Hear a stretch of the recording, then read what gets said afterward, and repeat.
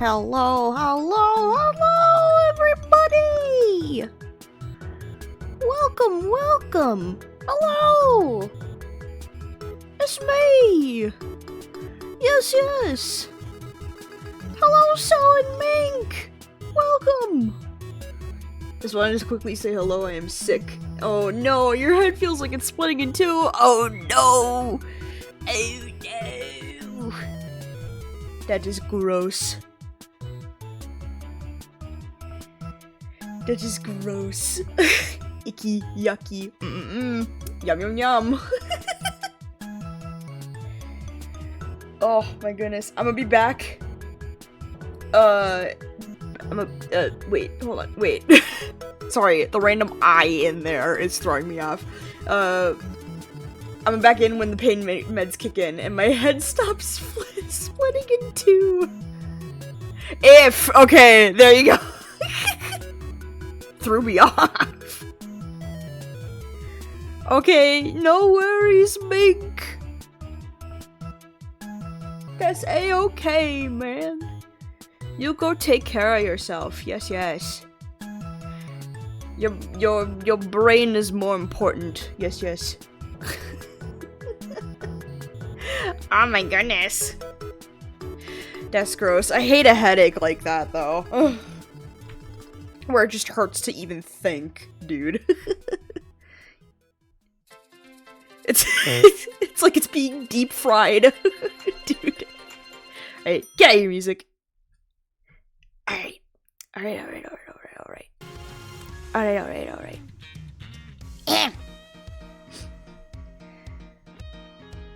You got a fever too? Oh, gross. Oh, well, take care of yourself, man. Oh boy. My goodness. Ooh.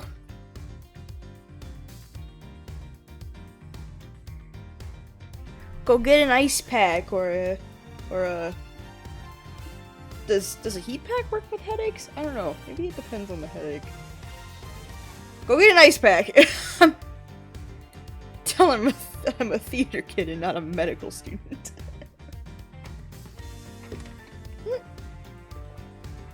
A heat pack for a headache probably would not be the best. Okay. Anyways. Okay, chat. So, I think we are on the last segment of this case. And I think it's the last section. I'm not entirely too sure. I think we're on the last part of this case. And this case has kind of taken us for a wild ride. Honestly.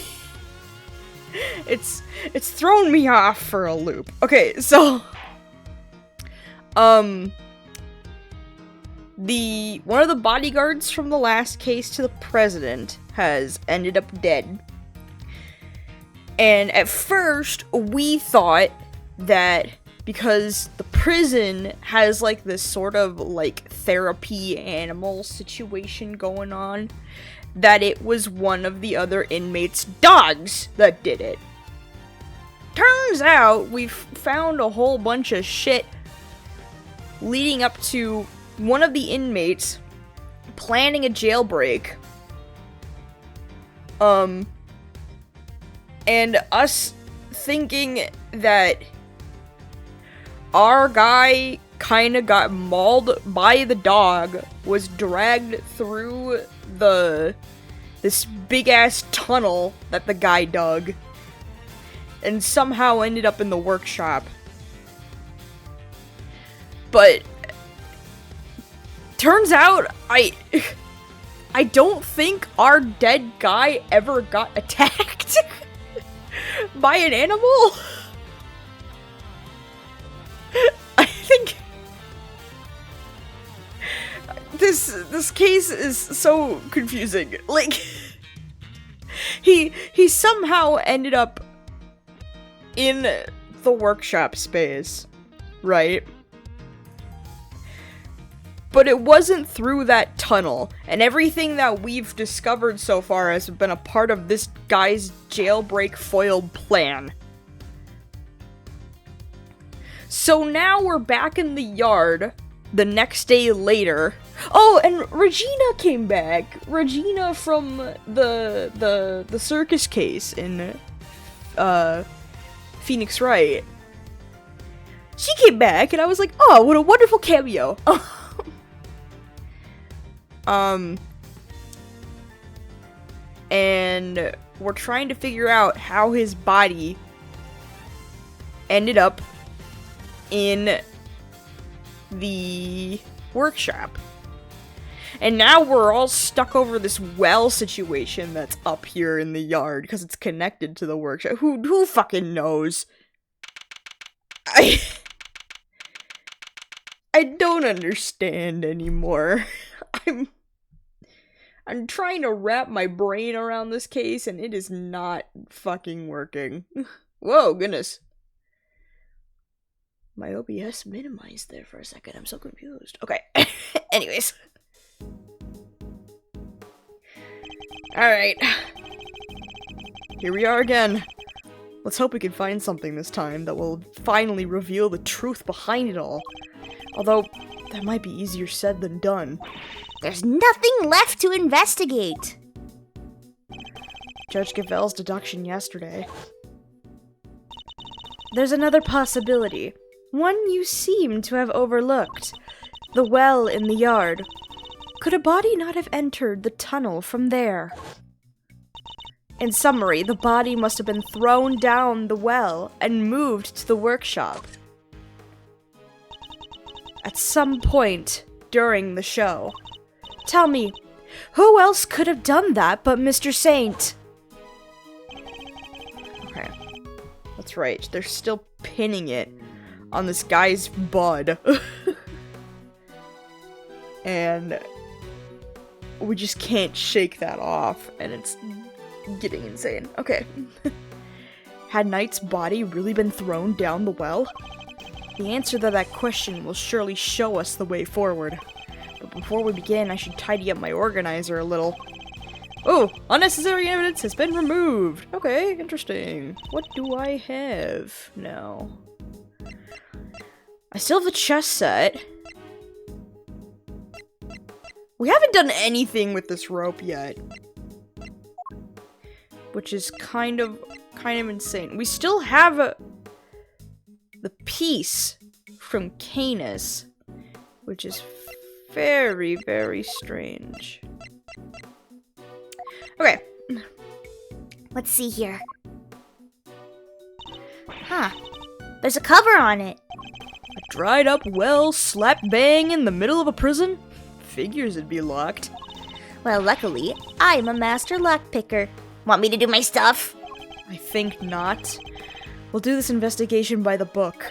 Come on! Don't be such a stick in the mud. Whoa!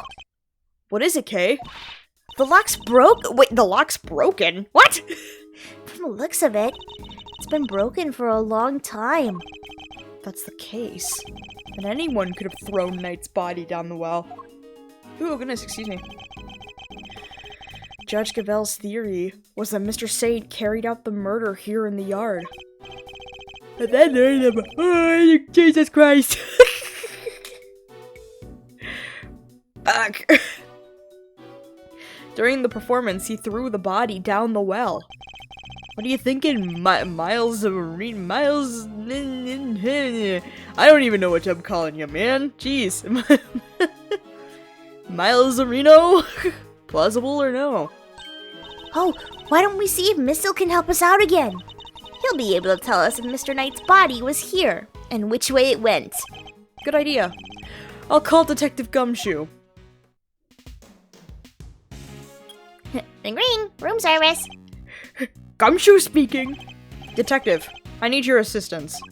Come to the prison yard, and bring Missile with you. You bet, sir! Gumshoe's 7 secret weapons to the rescue again, huh?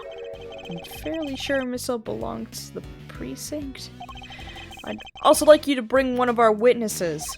Call the Berry Big Circus. Regina! Okay, and ask Miss Regina Berry to come down here with you. Yes, sir! I'll be there before you know it. Oh, we get to talk to Regina again. Lovely!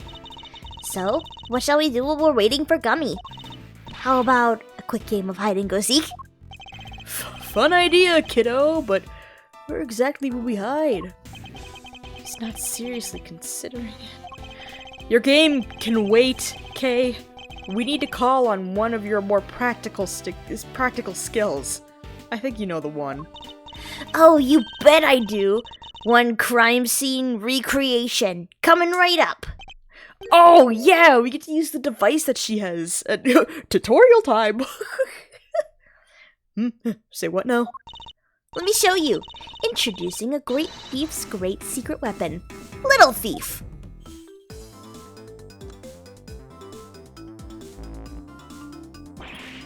Whoa! Screens appearing from thin air? This is some next level tech, little sis. Wanna talk me through the deets? What are you doing now? I'm inputting everything we need for the simulation. Allow me to explain. This is Mr. Thief? What? I thought it was Little Thief. It's a device that can recreate crime scenes at specific moments in time based on the data you feel. Oh, I thought it was Little Thief! When was it ever called Mr. Thief?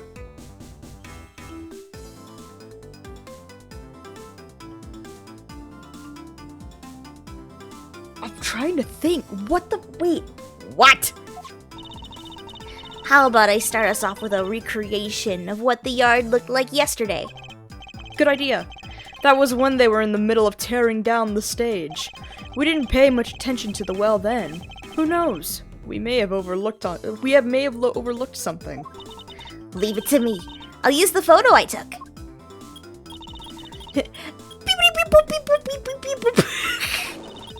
That's all the data.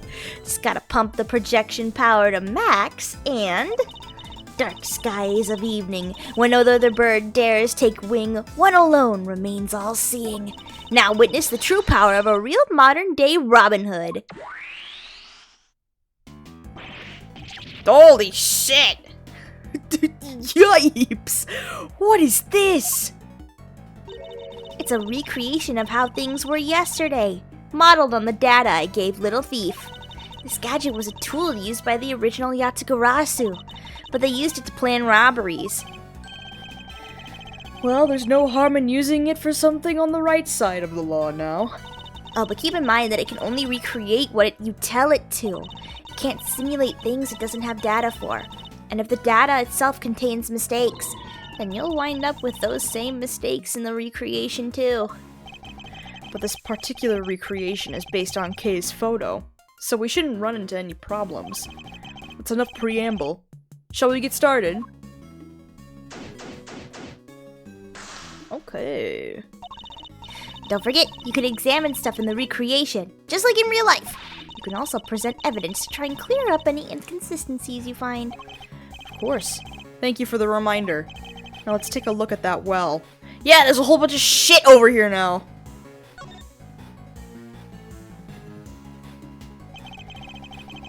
We should examine this area carefully. It may just hold the clue we need. Yeah. What is this rope doing here? There's a sturdy-looking hemp rope lying on the ground. Kinda reminds me of the ropes we used for playing tug-of-war in school. The answer's no. Okay. What? I didn't even say anything! Yet. I see it also has a metal stake attached to one end. Oh yeah, it looks like something you'd use to put up a tent. There was no tent, was there? In which case, what was it used for? Wait, hold on.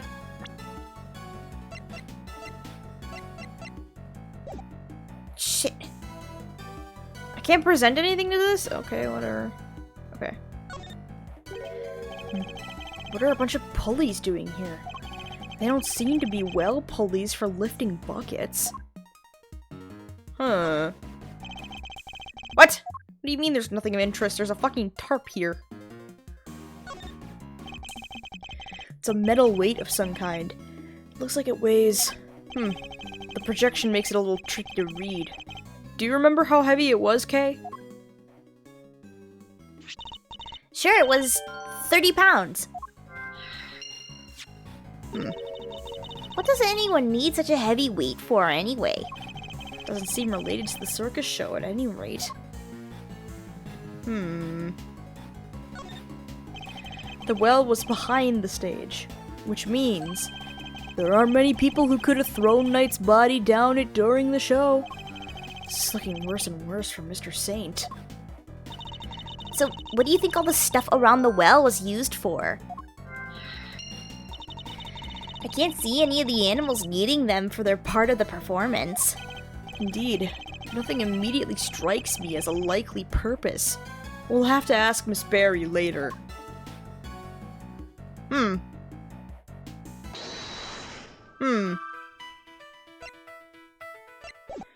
Let's wait on that for now. Chairs. These chairs must have been for the audience. Wow, I pity whoever had to put them all away. Really? Why? Heh, you've clearly never had to fold up a bunch of boring chairs before, huh? Not personally. I've told other people to do it though. Come on, Mr. Edgeworth. You gotta roll up your sleeves and help out once in a while. I'll consider it. Ugh! Dirty work! Not for Edgeworth. Yes, this is where the circus show stage. Oh god. Try saying that 3 times fast. Jesus. This is where the circus show stage stood. Jesus.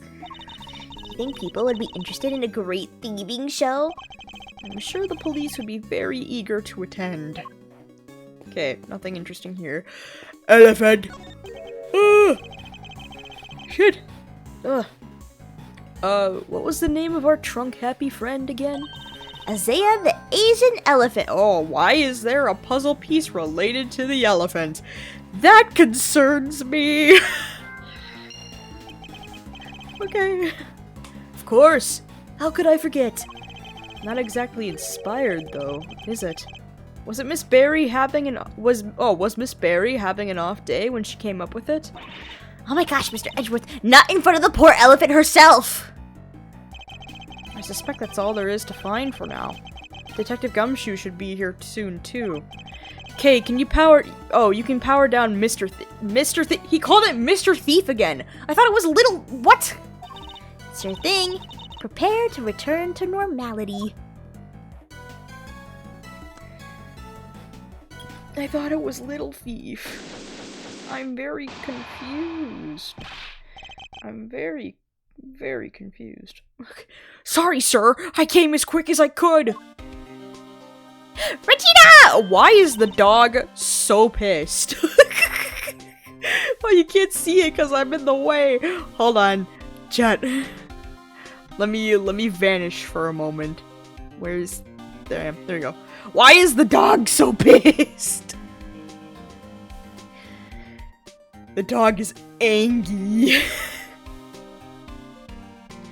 Oh, I made myself vanish, and now I am gone forever. What happened? Uh-oh. What did I do? Hold on. Oh, okay, I'm alive! Shit.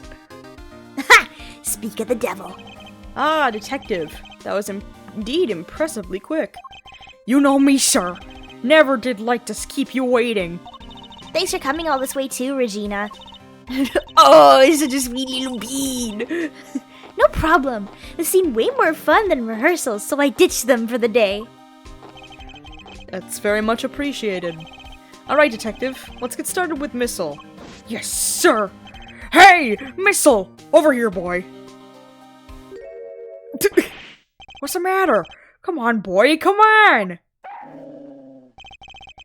What's wrong with him? Looks like he's scared or something, sir. It's the fucking gator! Alligator! Guess he's not a fan, sir. Oh, well, I doubt he'll be of much help to us like this. Any other bright ideas, Miles Areno? Yes, actually. Miss Barry, would you mind lending us a hand? Oh, I'd love to! Just tell me what you need. Do you want me to teach Allie some tricks? I don't doubt she could do it, but nothing quite like that. It's simply like an account of what the yard looked like during the show. I like where this is going. You're thinking of using little. Yeah, little! That ain't a mister, that's a child! It's Little Thief, not Mister. Where the fuck did Miles get Mister from? What the hell? If you'd be so kind. That's gonna bother me the entire stream, dude. Okay, I've plugged in all the data. Firing up the simulation. Whoa! Interesting. Here you go. This is what the yard was like during the show. At the time at which the body was purported to have been thrown down the well. Oh wow, this is so amazing! It's like magic. No magic here, just sweet, sweet data. Which is why... Huh? The area behind the stage is missing. Yeah, Regina said she wasn't involved in getting the stage set up. So we don't have any data on what it was like back there.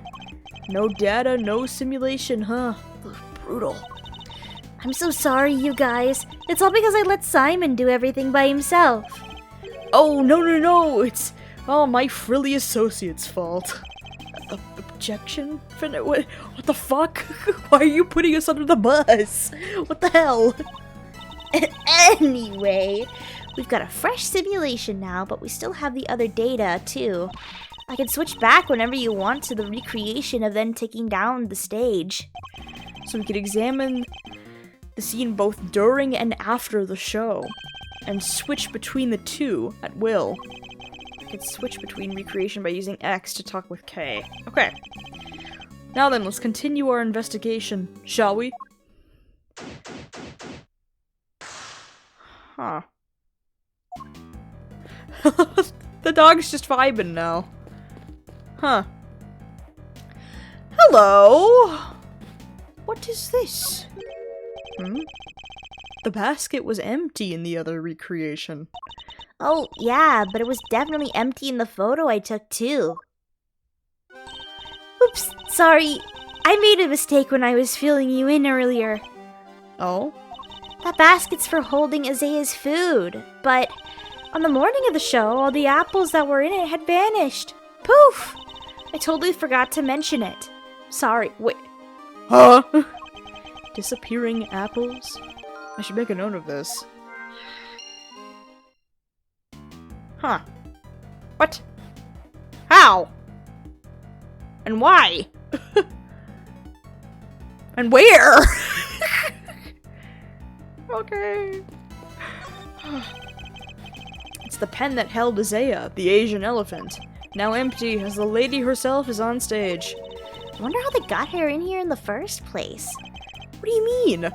Well, the entrance to the yard is people-sized. And there's like a gazillion megawatts pumping through that fence. Kinda risky, no? Not if one turned off the electricity. Yeah, but then all the prisoners would escape. Through an entrance blocked by an elephant? I think not. This is a real puzzler, alright. I'll need to give it some more thought. She seems to be enjoying the challenge. I'll leave her to whatever. Okay, A story of forbidden love between a tiger and an elephant. I wish I could have seen it. I wish I could have seen Simon up there on that stage too. Oh, he was wonderful, the way he flew off that stage. Ah, yes, that scene. This victory is depicted in a very unique manner, whereby the villain is sent flying from the stage. Having been ejected from the stage in this manner, the villain no longer appears in the performance. And you're saying the crime took place during that time? Roughly how long would you say Mr. Saint was off stage for, Miss Berry? Let's see. I guess it was around 15 minutes? Just as Judge Gavelle said. Isn't it pretty hairy, health and safety-wise, having an elephant fling a guy off the stage? Not at all. Isaiah's very gentle. Not sure it changes much if she flings him gently or roughly. Too gentle, in fact. When we first rehearsed it, she barely nudged him. But by the end, he was flying off that stage. Not because of Isaiah, though. Simon had figured out some kind of trick, apparently. Isn't that... That's what all the pulleys and shit are for, is it?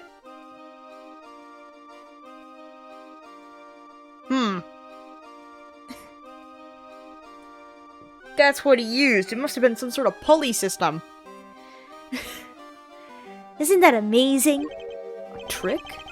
Do you have any idea what kind of trick? Who, me? Oh, no, it was Simon's big thing. I wouldn't know where to start. Yeah! I think the pulleys and shit were used for that.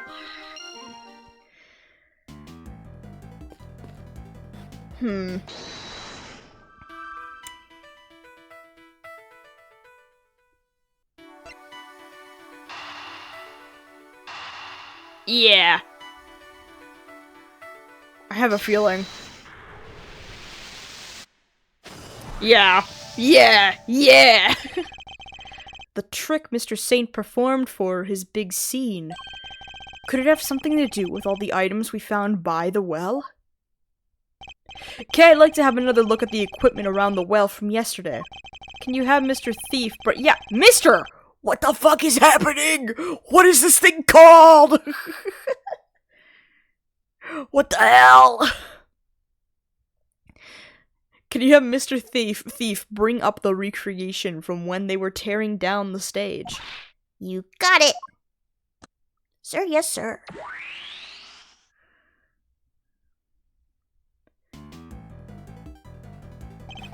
Taking another look at these items, could they not have been used for this trick of Mr. Saint's? Sounds plausible enough. Hey, I could maybe add it to the simulation. Good idea. Please go ahead and ask Mr. Saint for the details. Roger that. I'll be right back.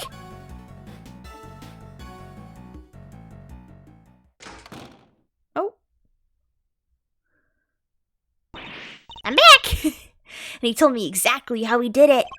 Excellent. Well, how does it work? Ooh, another one of these simulations. Holy shit. He said he used the pulley at the top of the well to suspend a heavy weight from a rope and lowered that down into the well.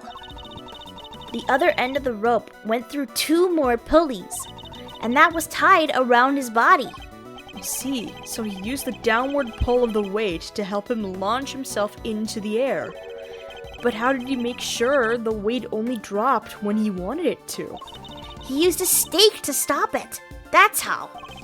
Miss Barry didn't seem to know anything about the trick, or the contraption he built for it. In which case, I suppose it must have been Mr. Saint himself who pulled out the stake.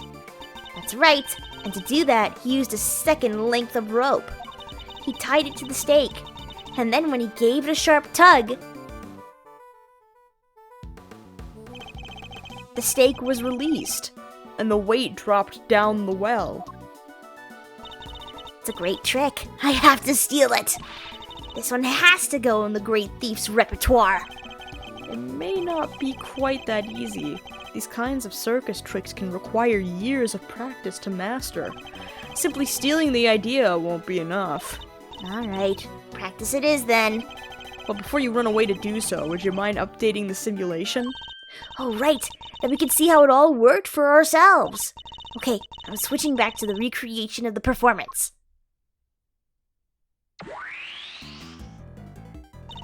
Now, to add in the data. Little!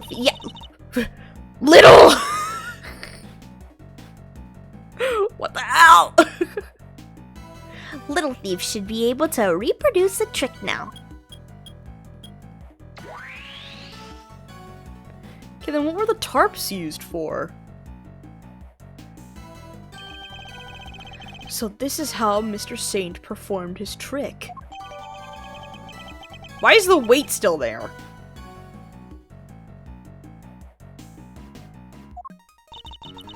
Simon's full of surprises, huh?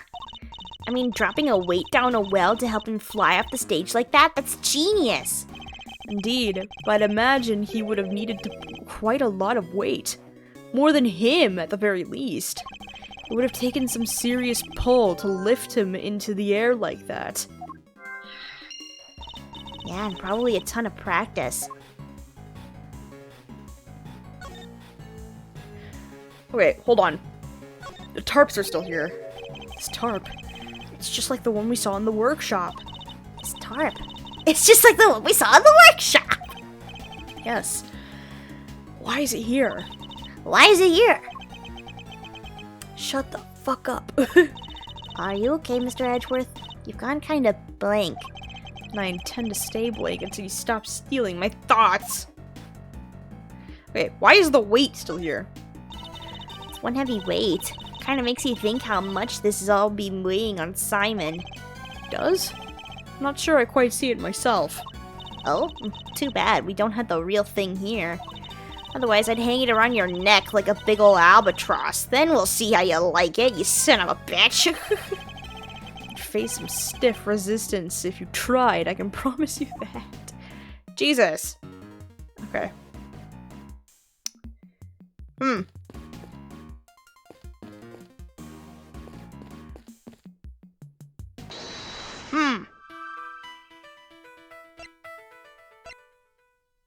Something heavier than Saint himself would be needed for the trick to work.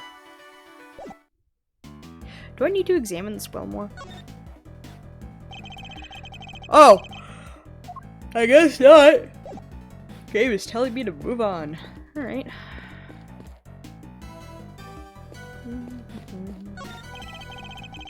Chairs are lined up neatly for the show, though we know there were a few empty seats during the performance.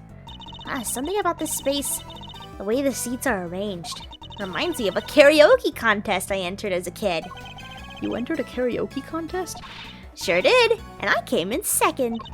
Even in the depths of night, when no other bird dares to take flight, when alone soars to shine, the light of righteousness on the world's blight. Tell me you didn't actually sing that. I sure did. She did well to take second place. Perhaps stole is more apt. Or is it more that she failed to steal first place?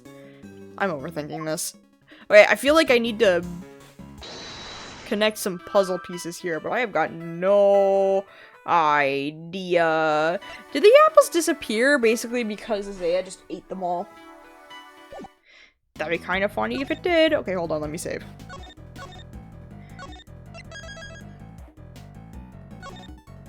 Let me save.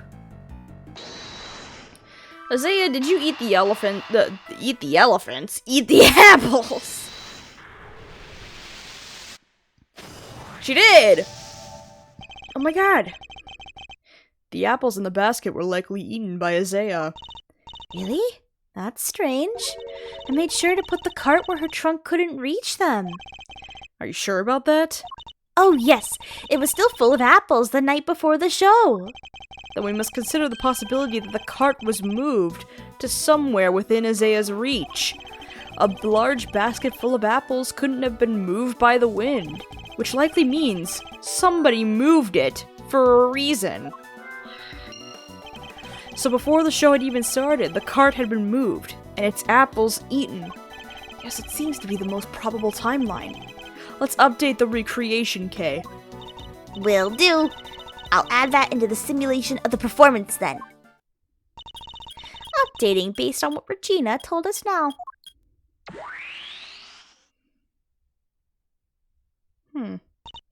There, all done. Okay, they needed access to this power room. This door appears to be locked. Oh... Was this a conversation that we already had? I don't know.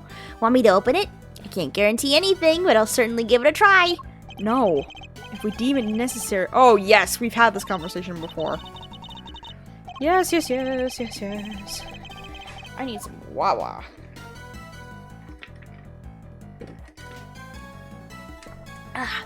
Refreshing.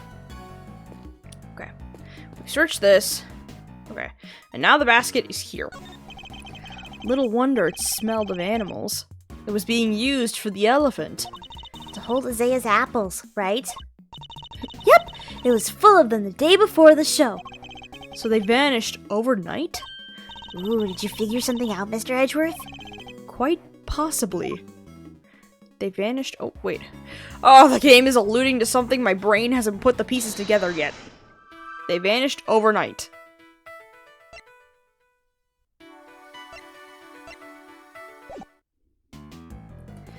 They vanished overnight.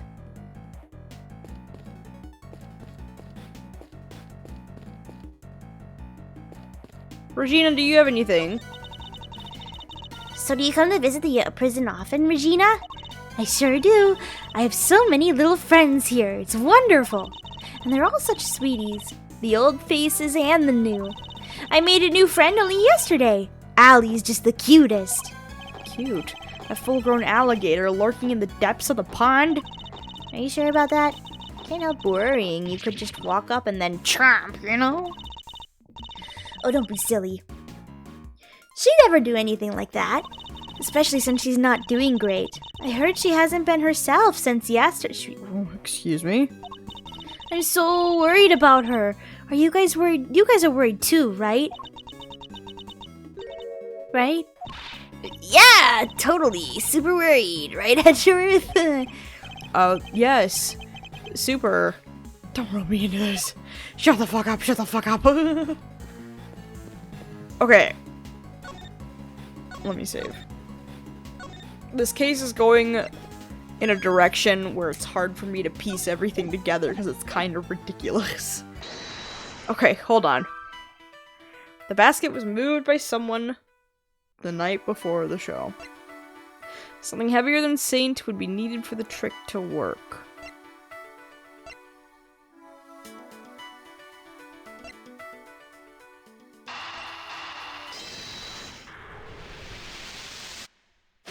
Oh shit, wait, what the fuck? Wait, doesn't this seem odd to you? No? You haven't noticed, Detective? There's something strange about the weight we found. How heavy it is? Because a singular person... Simon can't weigh 30 pounds.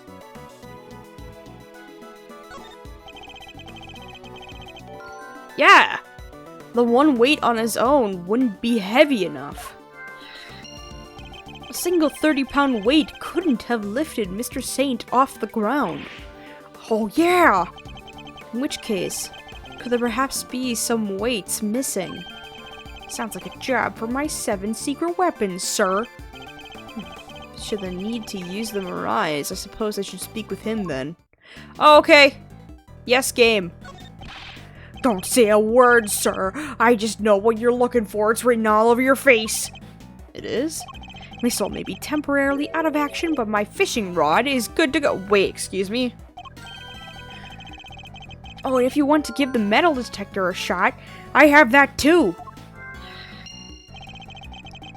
I've never seen him so excited. I'll be sure to let you know if I need either of them, Detective. Metal. I wonder if I can use the metal detector to find more weights.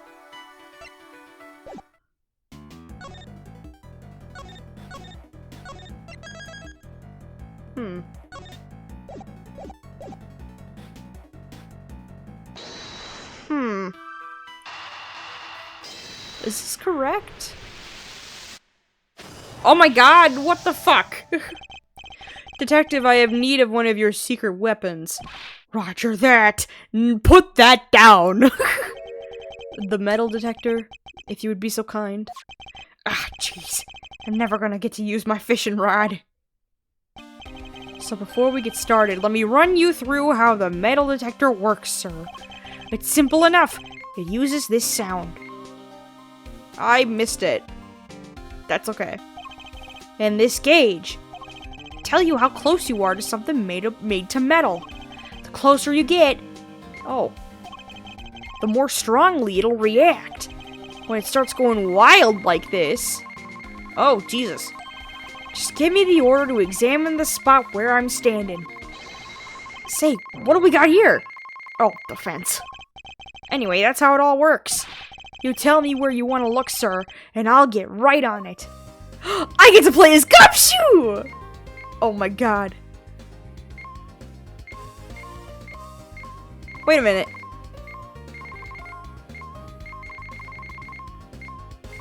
Did the alligator eat the weights? We're close, sir. There's something metallic nearby.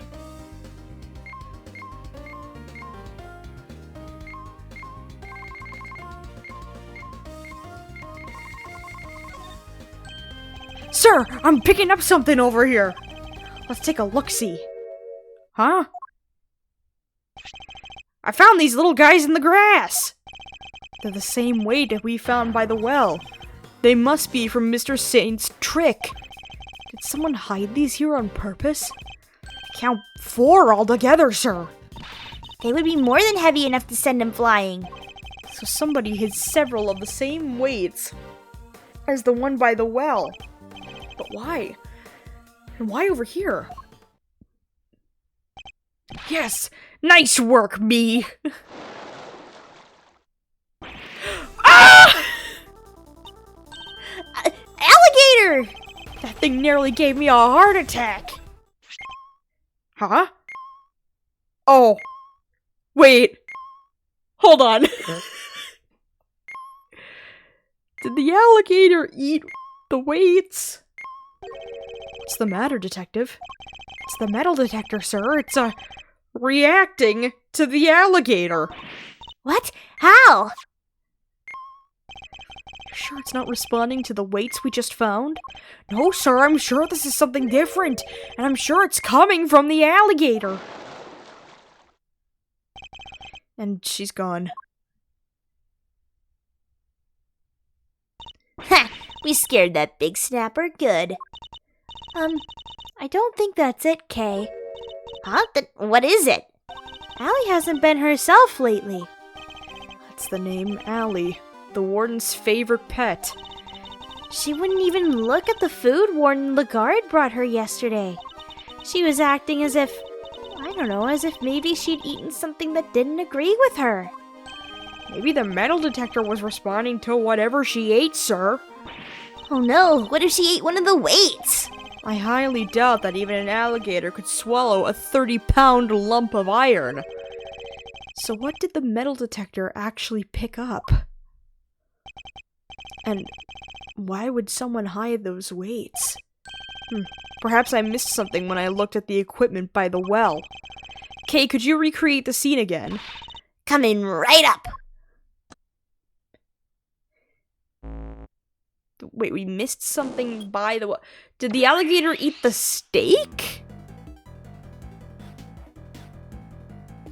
We missed something by the well. I must scour the scene and inspect anything that catches my attention.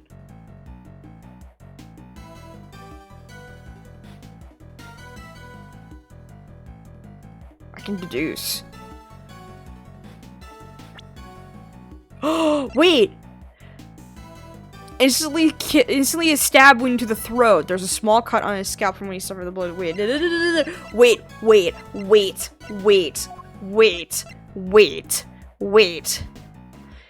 Suggests that the cause of death was a stab wound to the neck inflicted by a sharp blade.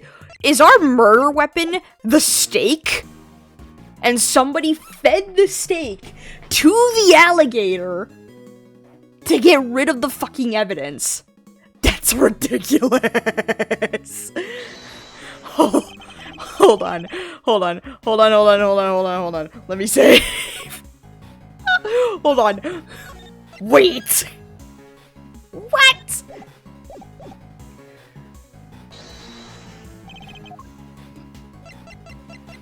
Yeah, because we found the rope on top of the body, but we didn't find the steak on the body.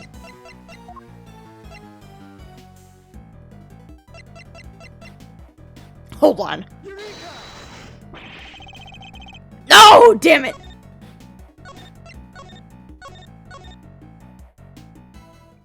Okay. That would have been kind of wild. Ugh. Okay, the rope is here, but wait, is...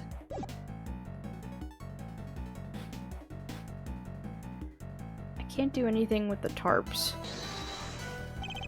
Could I do something with the rope? No, I cannot.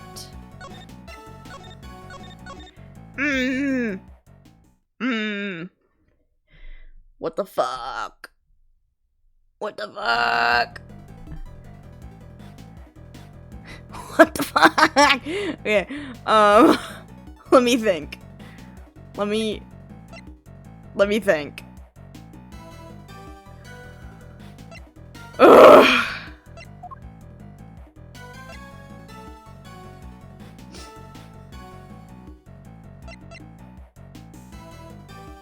Yeah, Gavelle and the warden searched the prison center for a murder weapon, but couldn't find anything. We haven't found said weapon yet.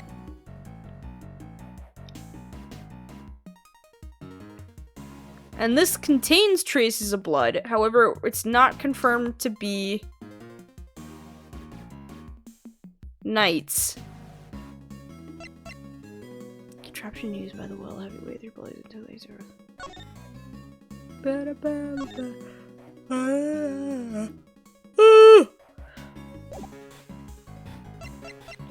Okay, what the fuck?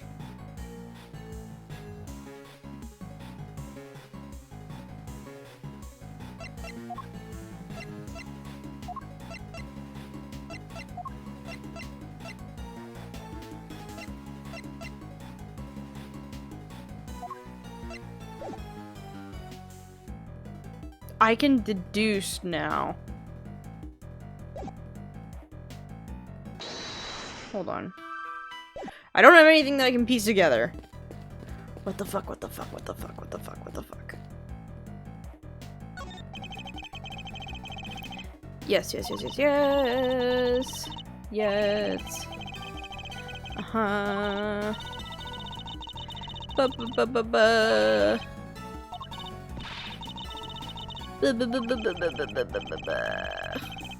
Okay, what the fuck?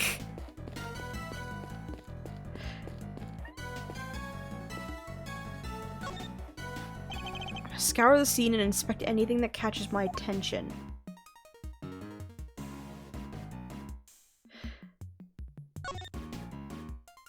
Oh! Hello. It looks like this was designed for raising and lowering a bucket. No sign of the bucket, though. Oh, great. I thought I was onto something.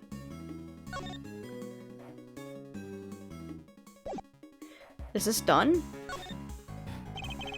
No, it's not. What could be over here? What could I deduce that is over here?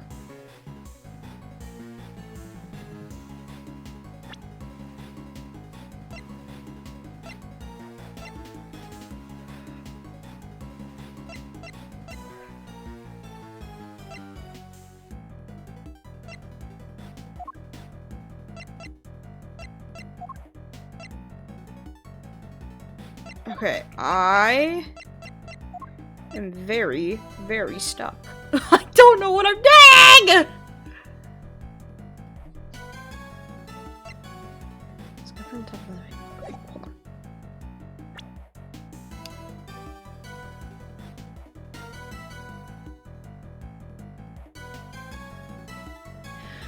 What did the metal detector actually pick up, and why would someone hide those weights? Perhaps I missed something when I looked at the equipment by the well.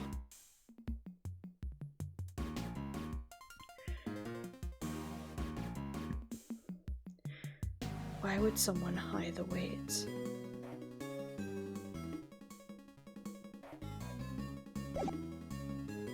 I can deduce now. Oh, fuck. Excuse me. Jesus.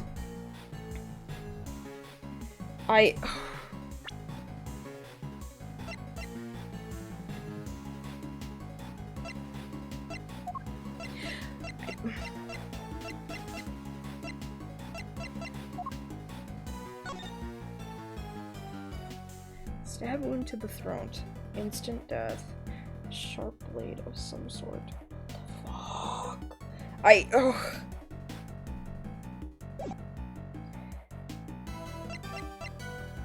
I don't know what I'm doing.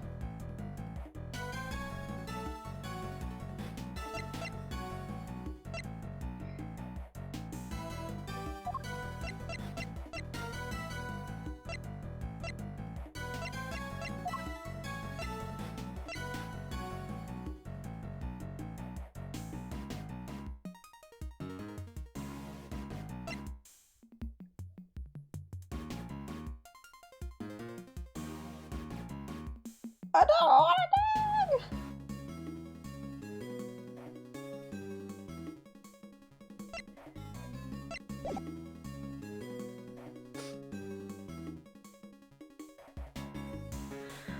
It has to be something to do with this fucking equipment, dude. Okay, hold on. We have the rope and the stake.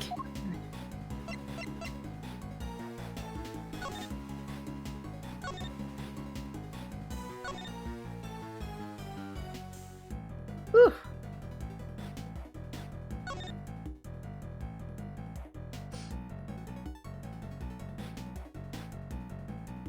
Wait. Wait.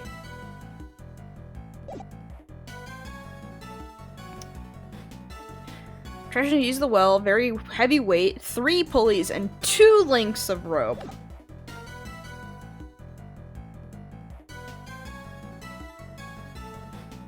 Where's the other rope? Wait, that has to be it. Hold on. And then we...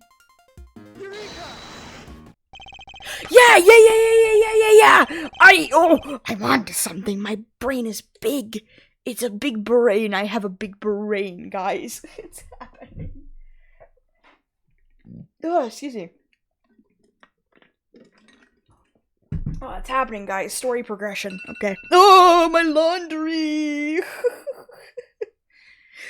Shit! Okay, hold on. Let me get to a good spot. Think about the 2 recreations. The one during the performance, and the one we're looking at right now. There's a major difference between the 2. Namely, that one of the ropes is missing. Oh yeah! Mr. Saint's trick wouldn't work with only the items we see before us. So, what happened? Where did the missing rope go? I think one of the pieces of evidence we've collected might tell us exactly that. Really? It shows us where the missing rope— Yeah! It was on top of the dead body. This rope was found beside Knight's body. Wait, you mean... Yes, it must have been the other rope used in Mr. Saint's trick. So you're saying... Yes, that this rope did indeed have a weight attached to it. But it wasn't any of the iron weights we found. Those were hidden in the bushes and replaced with something— Wait, okay, hear me out. Do we have the weights of people listed in here? No, we don't! Damn it! Okay! Okay, hold on. Instead of the iron weights being used to lift Simon up, was Bronco used instead? I think it's a bit of a stretch. Dude! Hold on! That would be fucking insane. Okay. Those were hidden in the bushes and replaced with something else. Was it, Mr. Edgeworth? Come on, I'm dying here! It was a dead corpse. Think about what the rope we found in the workshop was related to. Do that, and you'll soon figure out the answer. The weight dropped down the well in place of the— Are you fucking kidding me?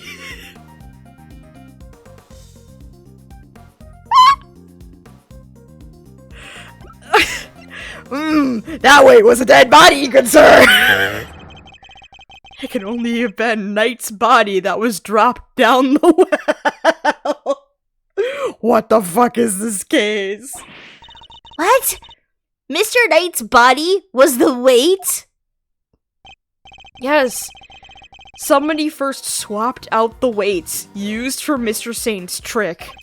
Then Mr. Saint used the contraption to make his exit from the stage. When he let the rope around his body loose, oh my god! Both the rope and Knight's body fell to the bottom of the well. That rope was never used to restrain Knight. It was used to suspend his body halfway down the well.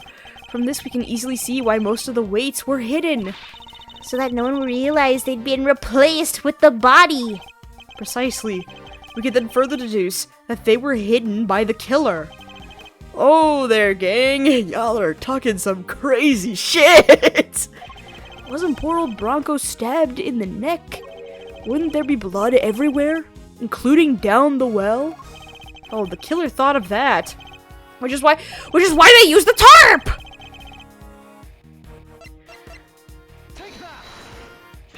This tarp was found with the body.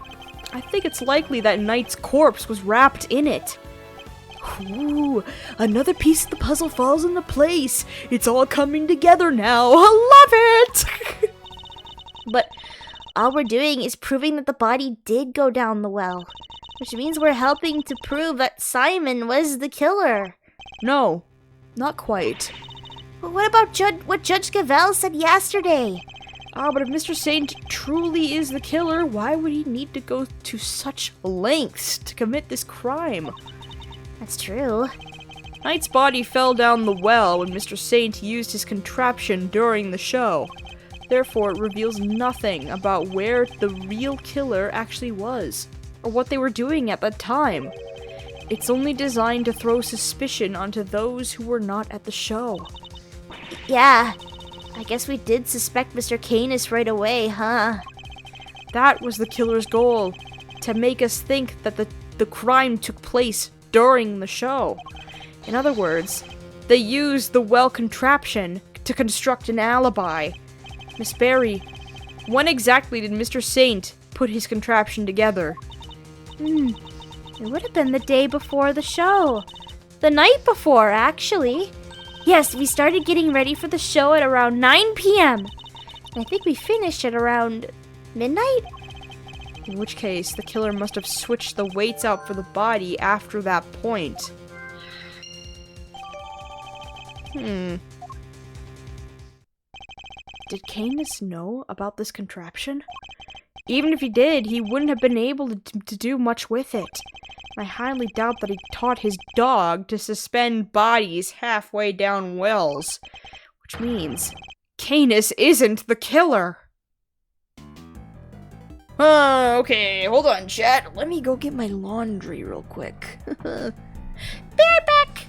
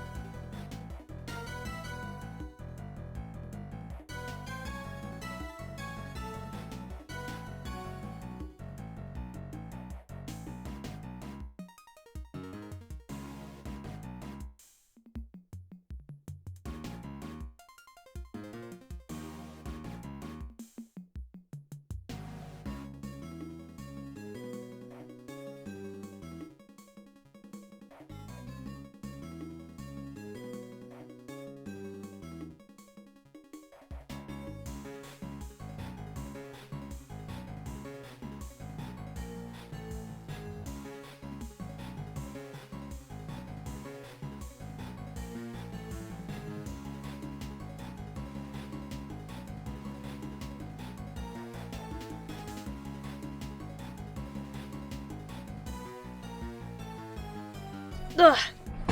Okay. I'm back. I'm back, I'm back, I'm back. Okay. Alright. Okay. Okay, so...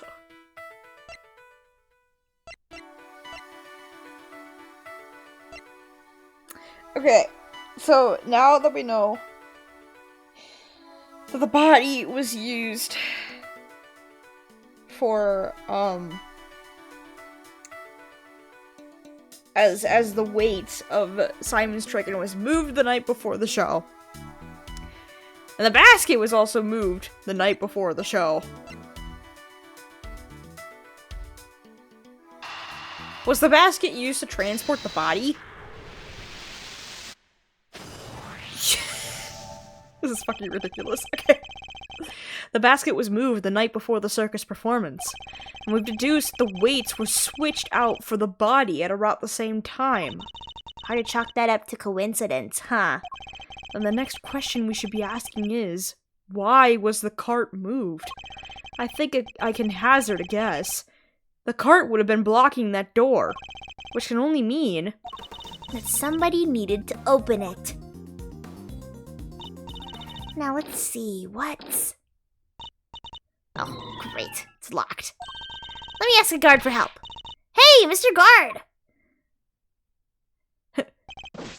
Hey, what's up? Yes, miss, what can I do for you? That was fast, holy shit. Guard, where's the key for this door? Oh, the warden keeps a hold of that. I'll go ask... Wait, the warden? Wait! Wait, now we're putting Lagarde out under suspicion? Wait!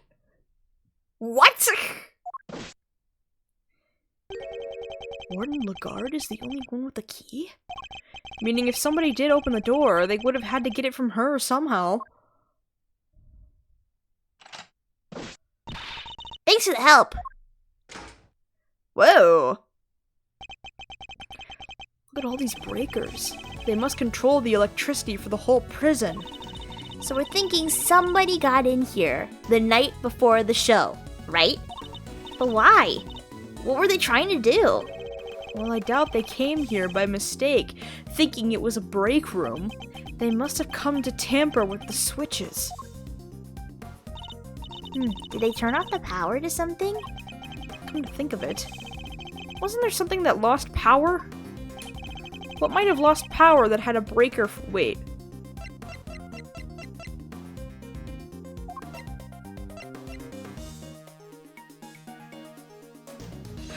They said something about a power outage before. Would it be... the security cameras! There was a power outage because the footage was recorded at around 9 AM, but the camera on it said 6. They were messing with the cameras. There was a 3-hour gap in the security camera footage. Oh yeah, there was! So somebody flipped the breaker it was connected to? It seems very likely. Do you think it was the killer? It's true that shutting off the cameras would have made things easier for them. It would.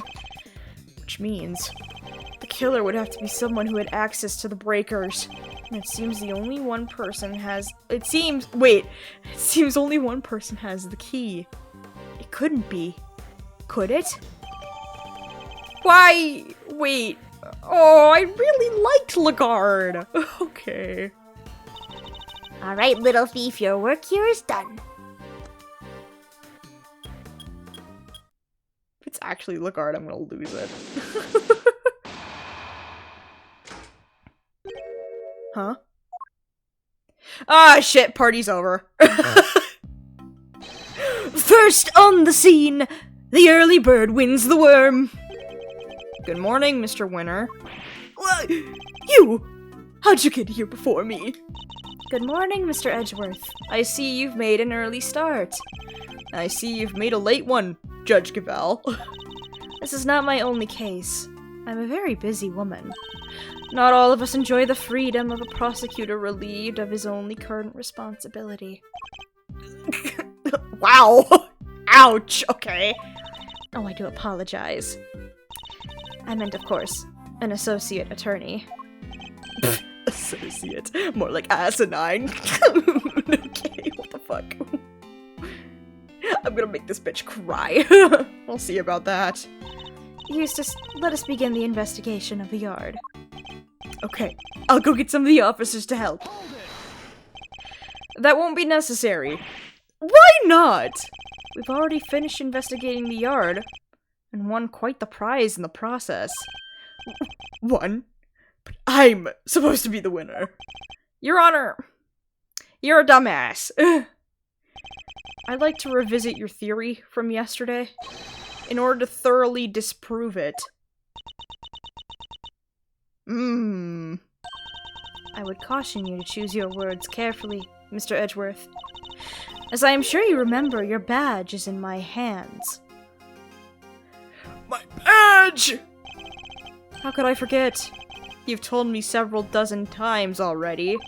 Perhaps you'd care to try a different threat.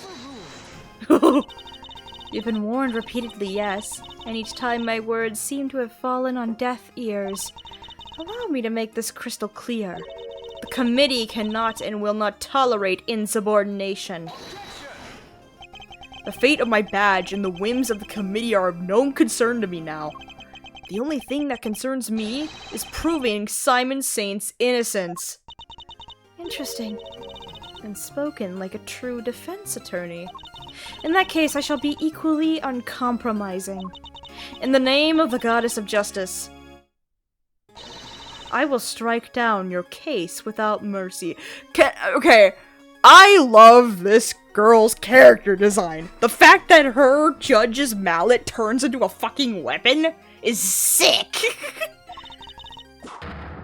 It's wild, and I love it. And the fact that, oh my gosh, I've just noticed this now. The trim around her sleeves, if you, like, flip it sideways, they're scales.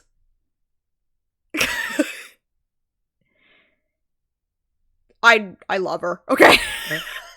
I love her. I love her, I love her, I love her, okay? And when I am done, your career as a prosecutor will be over as well. I hope you do not come to regret this. Oh, shit! Oh, shit! There's a bird up there! Hey, man, what's up? Look at that little bird. Hiding behind Chet. What the hell?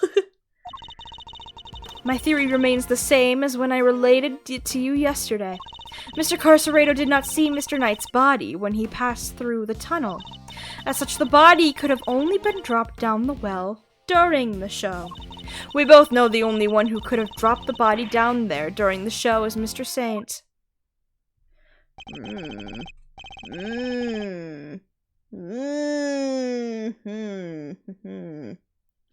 And that's still your assertion. And you can prove it, of course? Of course she can! Who do you think you're up against? What Eustace means to say is that we received the final autopsy report just ahead of our arrival. She really is a very busy woman. Busy looking after her baby Winner. She's a babysitter, that's what she is. The victim appears to have died the night before the body was discovered. In other words, the night before the show. The cause of death is as stated. It seems the wound is 4 inches deep.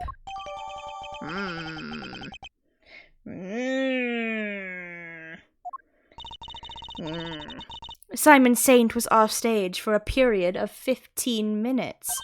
That was plenty of time for him to throw the victim's body down the well. Judge Gavelle hasn't investigated the yard yet, which means... I fear there may be something of a flaw with your theory, Your Honor. You seem very confident of that. But do you have any evidence to prove it? Yes! I think I just might.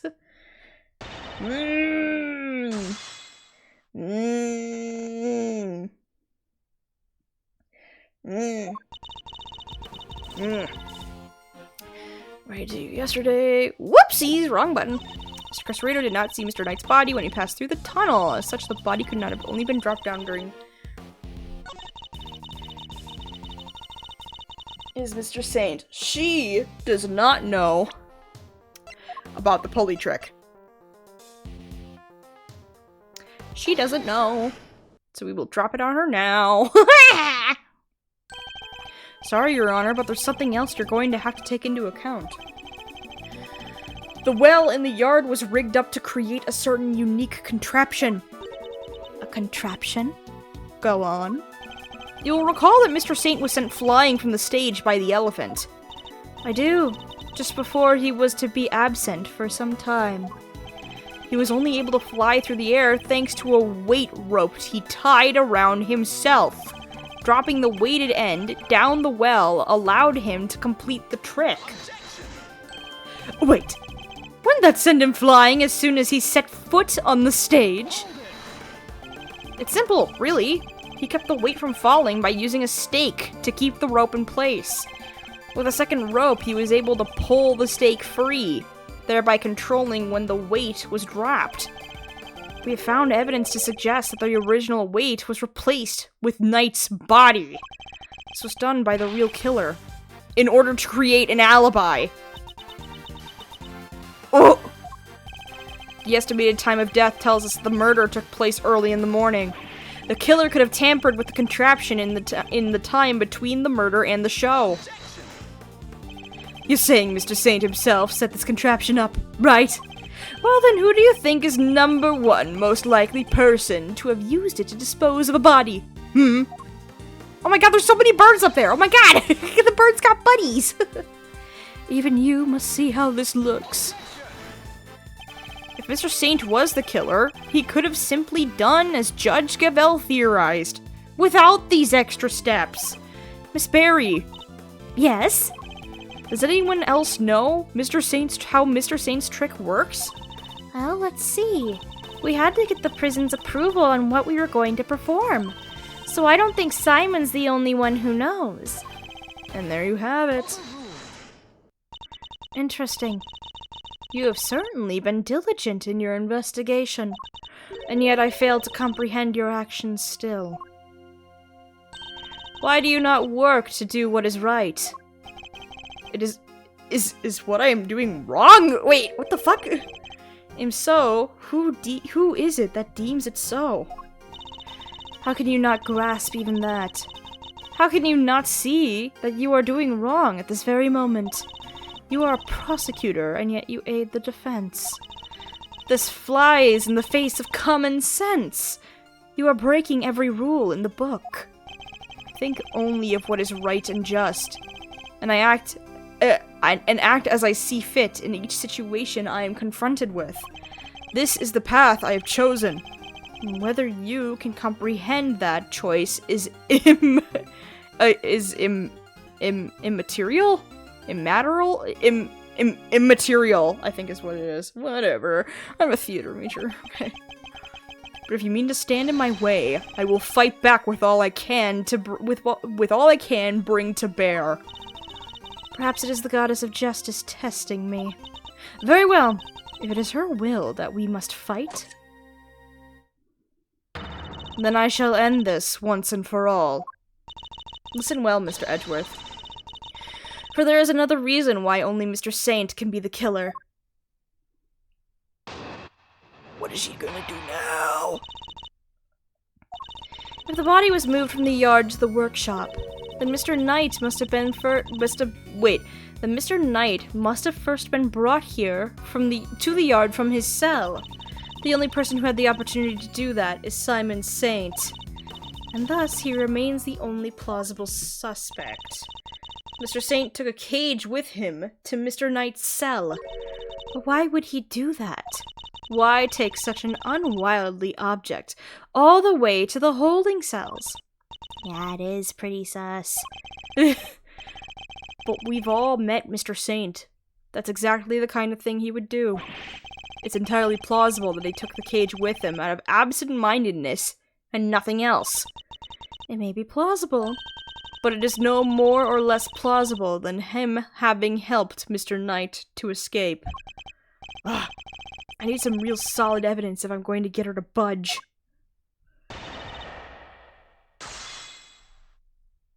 The body was moved to the yard to the workshop. Wait, Mr. Knight must have been first brought here from the yard to his cell. The only person who had the opportunity to do that is Simeon Saint.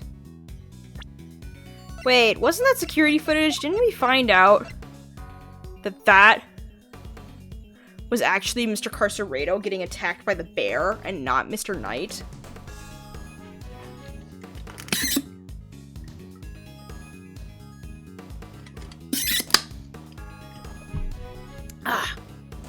Excuse me.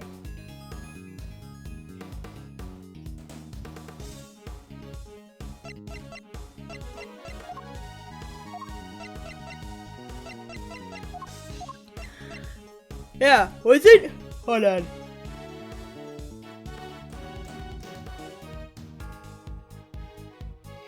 Yeah, wait.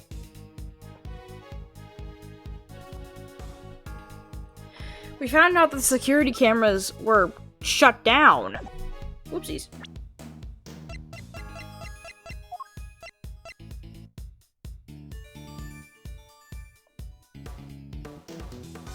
It wasn't Simon. Oh my god! It's not him! Mr. Saint is far from the only one who had the opportunity. Which opportunity are we talking about again? We previously established that the time code on the security footage was off by 3 hours. And from this, we can deduce that there must have been a power outage lasting for that length of time, during which anyone could have moved around the prison undetected. Oh, goodness. Do you mean to say that our killer intentionally created this 3-hour gap? That it was no simple camera malfunction? Is that even possible? It was completely possible. Yes, yes, with the breakers! Our investigation of the yard turned up something rather interesting. A panel of breakers. One which can be used to cut the power to the security cameras. We also learned that the door to the power room may have been opened at around the time of the murder. What? She's unfazed. That's wild. Such a shame to see one so capable fall so short of the mark. Mr. Edgeworth knows what he's doing. Then how does he explain the lock on the power room door? Oh, yeah, it was kind of locked up tight. And the warden's the only one with the key. Those breakers are vital to the prison's infrastructure. So I very much doubt that anyone could have gained access to the power room's key so easily. Yeah, so actually, it was the warden. No, but one person could have. I beg your pardon. That person, the killer, had easy access to it, in fact. And what's more, their position here is such that nobody would dare question them. What? There's no one like that! The breaker to the electric fence is in there! They would be questioned in an instant! There's only one person who meets these criteria. I can hardly believe it myself, but I have to follow where the logic leads. The person who had access to the power room key! We're doing it! Oh no! The real culprit is... Hi, ma'am. Warden Lagarde. Oh, just look at you. Aren't you the cutest little poochie-woo? He's not just a pretty face. This also has quite the nose for sweet things. It seems he's smelling something very sweet indeed. And it's coming from you. Oh, darling, you're making me blush. I'm not even wearing perfume. Then perhaps... Is it the sweet stench? It is the sweet stench of death! You're a regular poet, aren't you? I had no idea! But if I didn't know better, I'd almost think you were calling moi the killer. That's... The music cut out! That's Yeah, that's precisely, yep, that's it. Mm-hmm. That's precisely what I'm calling you. What? Warden Lagarde is the killer? Mr. Edgeworth, do you realize what you're saying? Oh, such a naughty boy. How could he suspect me, I'm the one in charge around here. It's like we're in a murder mystery, aren't we? And equally far-fetched. This is preposterous. Sadly, it is not. Although I can hardly believe it myself. But this is where the evidence points, and we must trust in the evidence. This piece of evidence proves that Warden Lagarde is the- wait. This piece of evidence proves that Warden Lagarde, is the killer.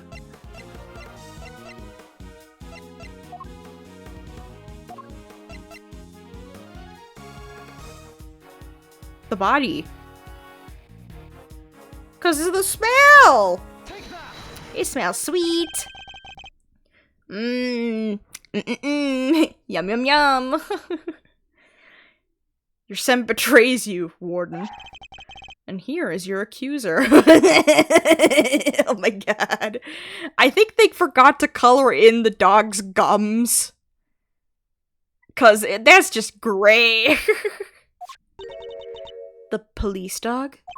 We had him track a sweet scent that was lingering around Knight's body back when it was first found.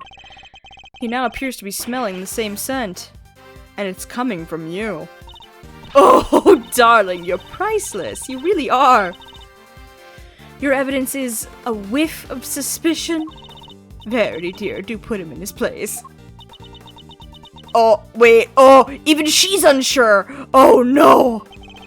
It seems Judge Gavelle may have reached a similar conclusion to myself. You believe this to be no mere coincidence, Mr. Edgeworth? I do. After all, she had the key, and the scent found lingering on the body is hers as well. Were just one or the other, we might be able to brush it off as coincidence. However... Oh! Indeed. Then it seems a conclusion approaches. Perhaps we should hear what the warden has to say for herself. We should. And when we have, this case will finally be at an end.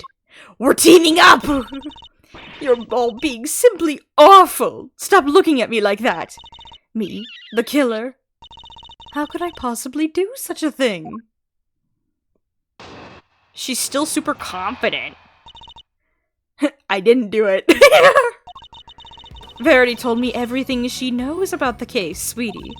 The victim died in his cell, so by your logic, I would have had to kill him. I would have had to have killed him there. But how am I supposed to have moved the body?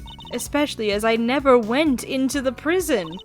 I was too busy with work, you see. I was cooped up in my office until right before the show began. Check if you like. You won't find a record anywhere of my having entered... Of my? I think that's a spelling error. Whatever. Okay. Of my having entered or left the prison proper. Wait. I haven't the first idea what harebrained theories you little scamps have cooked up, but I'm innocent. There's simply no way I could be the killer. Give me a break! Missile doesn't lie! Don't make it hard on everyone and just come clean! Oh dear. I'm afraid you are the one making things difficult. As I just said, I never went into the prison. If you think I'm lying, go and check the records. Wait. Which means they won't help us. Okay, wait. We'll just have to find another way of getting the truth out. Okay, I need to press her, I think. I can't... Yeah, I need to get the info out of her. Please, Mr. Edgeworth, stop being a big silly! You've made a big boo-boo, and you know it. Okay, hold on. I need to press her. Ugh. I need to get info on her. I mean, everything she knows about the case, the victim died in a cell. I would have killed her there, but how am I supposed to have moved the body? Especially as I never went into the prison. I was too busy with work. Just in my office right before the show began. Check if you like, you won't find a record. Wait. Okay. It's here, probably. Sure. maybe you didn't go through the main entrance to the prison. But what if you took another route? Oh, come now, sweetie. Surely you don't mean that awful, filthy tunnel they discovered. Why, until yesterday, I had no idea it even existed. No, you had another way in. I'm certain of it. A route that didn't require going through the main entrance or the tunnel. The route you took went through this location to get to the prison. Ah! It's connected to the yard. She went through the garden. Through the fence? Warden, you took Knight from his cell and brought him to your office, which just so happens to be connected to the yard. If you had a way through the fence, then you would have been able to circumvent both the entrance and the tunnel. A gold star for creativity, darling. And how would I have gone through the fence? The extremely high fence, topped with razor wire, with thousands of volts of electricity going through it? Yeah, how was she supposed to have gone through that? The fence's electricity supply can be cut up from the power room. And only you had the key, Warden. No one but you could have done it. Utterly ridiculous. The power room is on the prison side of the yard. Warden Lagarde was on the detention center side. How would she have How would she even have reached the power room? Exactly, Verity, darling. Well, clever puss, you've dug yourself a real hole now. There's no record of Warden Lagarde having entered the prison proper. Then the idea that she could have shut off the fence by using the breaker is out of the question. But there must be some way she could have done it. Take a deep breath, big guy. Lose your cool, and you've lost everything. But if I don't find a solution, she might still wriggle out of this. Hey, I said take a deep breath, not freak the fuck out and completely lose your control. Oh my goodness.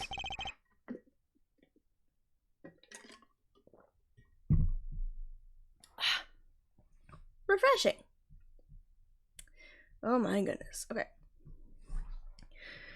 There's nothing to be gained by banging your head against the same wall. Yeah? No matter how you look at it, Warden Lagarde couldn't have done it alone. Huh? Mr. Edgeworth, if you cannot find a— Shut the fuck up! You aren't doing yourself any favors by obstructing justice with your silence. That was a reflexive objection. But now that I've yelled it, if I don't come up with an answer, it's all over. I have one more thing to add, if you'll permit me. Something that explains how the warden could have shut off the breaker from the wrong side of the fence? Yes, because it's not as impossible as it seems. What enabled her to shut off the breaker? An accomplice? Yeah.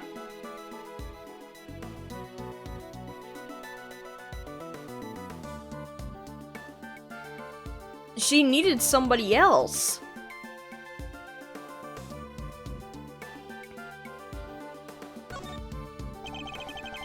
She needed someone else. She couldn't have done it alone. But what if she wasn't alone?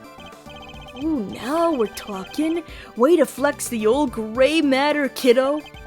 I believe that Warden Lagarde had an accomplice. Enough. You disappoint me, Mr. Edgeworth. What do you mean? Mr. Edgeworth has said nothing wrong. The inmates of this prison are all issued with security bracelets. The ones that raise the alarm if people go wherever they're not supposed to. Ah! I see that you've realized your error. And we are, of course, within the prison grounds. We're not only are the bracelets worn, but even the guards surveil each other for signs of wrongdoing. Despite all that, no one noticed Mr. Carcerato's escape. The only ones who are free to roam— oh goodness, excuse me— are the animals. Shit. And they most certainly could not have operated the breaker. No. So our accomplice must be human. Then who did it? Given that it cannot have been a prisoner or a guard. I wouldn't be so quick to rule out either, Your Honor. The fact is, there's one person, someone whose movements weren't restricted. Wait, what? And I have just the evidence to show you who that free roaming person was. Mr. Saw It! His bracelet wasn't fucking working! He could have done it!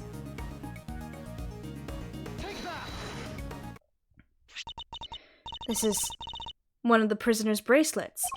Indeed, a broken bracelet belonging to a certain self-proclaimed model prisoner. What do you mean? And who is this prisoner?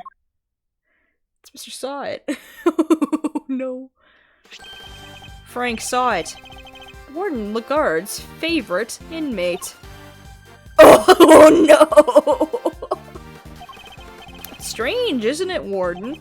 That he was able to keep his broken bracelet hidden and wander freely around the prison all the while?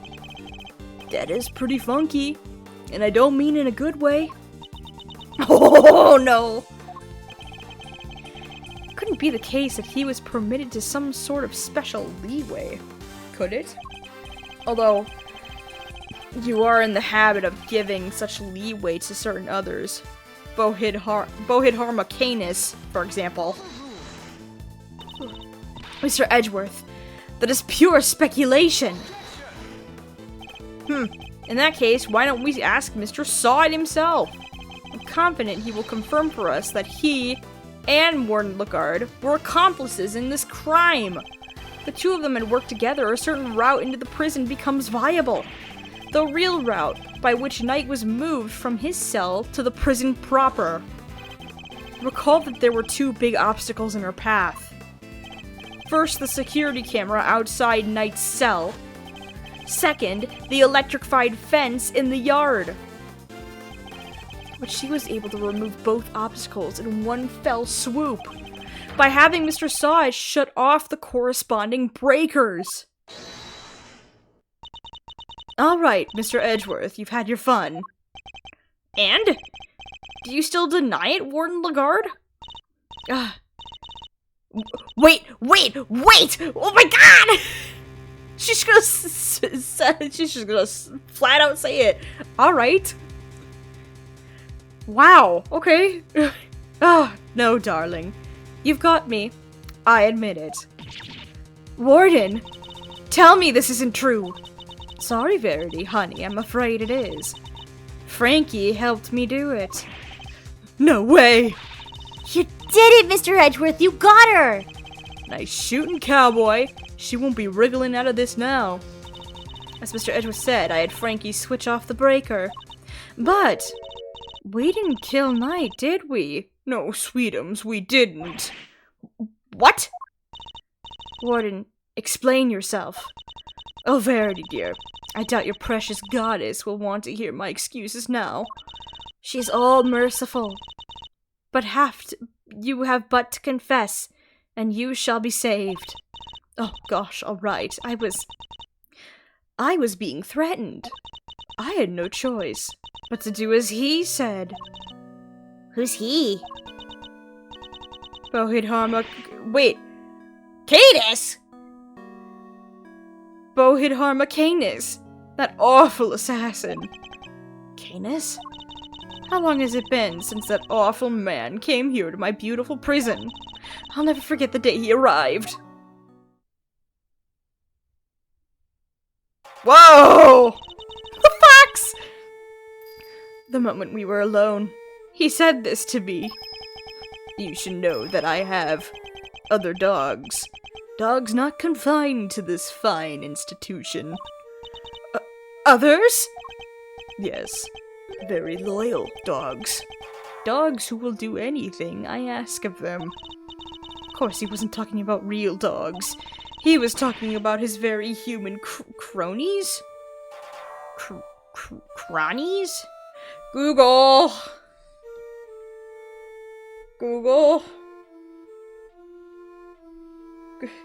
Google. Cronies. Whoops.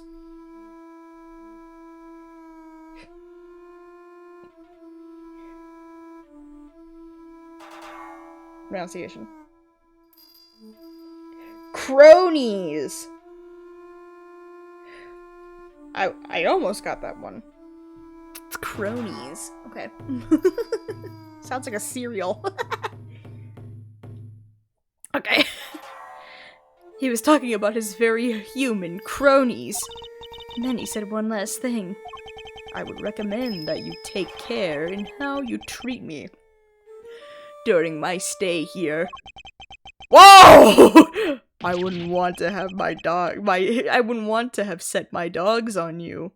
Or your precious family. Holy shit! I had no choice. I gave him that cell. I gave him everything he asked for. Everything? Wait, is that how he became the fixer? Yes, darling, I obeyed his every command, and smuggled in for him all that he wanted. Eventually, I brought dear sweet Frankie into our little conspiracy. He agreed right away, of course, because I made things easier for him too. So you were smuggling in contraband. How, exactly? Once a week, late at night, Frankie would shut off the breakers. That allowed me to go from my office into the yard without being seen by the cameras. Then I simply dropped the packages down the well on the prison side and went back through the fence. Each one of them spritzed with a little of my perfume. So that's what the sweet smell was. Yes, it was a signal for Canis's dog. When he picked up the scent, he would fetch the packages and bring them back to his master. We had to make sure Rocco wasn't in his cell at the time, of course. Can't have been easy keeping him from finding out. Oh, we're all very much creatures of habit here at the prison, darling. Everything runs to a schedule. Meals, exercise hours, that sort of thing. We knew when he wasn't there. And that adorable little bear of his freezes with fright at the sight of Canis's dog. Poor thing. So there was no risk of him raising the alarm either. She has oversight over everything here at the prison, which made her the perfect mule. With her on his side, Canis couldn't fail. Frankie would sneak out again early in the morning to switch the breakers back on, and our work was done. Apart from fixing the time codes on the cameras, which I would do later when I got the chance. We have shared a great deal, Warden. The Goddess of Justice will surely take your honesty into account. I've been the most dreadful fool, I know I have. I'm supposed to be the one in charge. The day of Knight's murder was also one of our delivery days. So Frankie, bless his heart, did his usual work with the breakers. But there was no package for me to deliver that day, so I didn't go out into the yard. So that's the secret behind the fixer system. And why she was...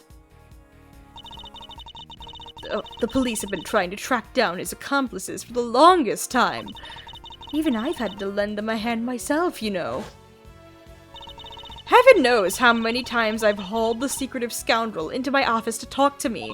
But no matter what I say, or how much evidence I present him with, he simply won't say a word.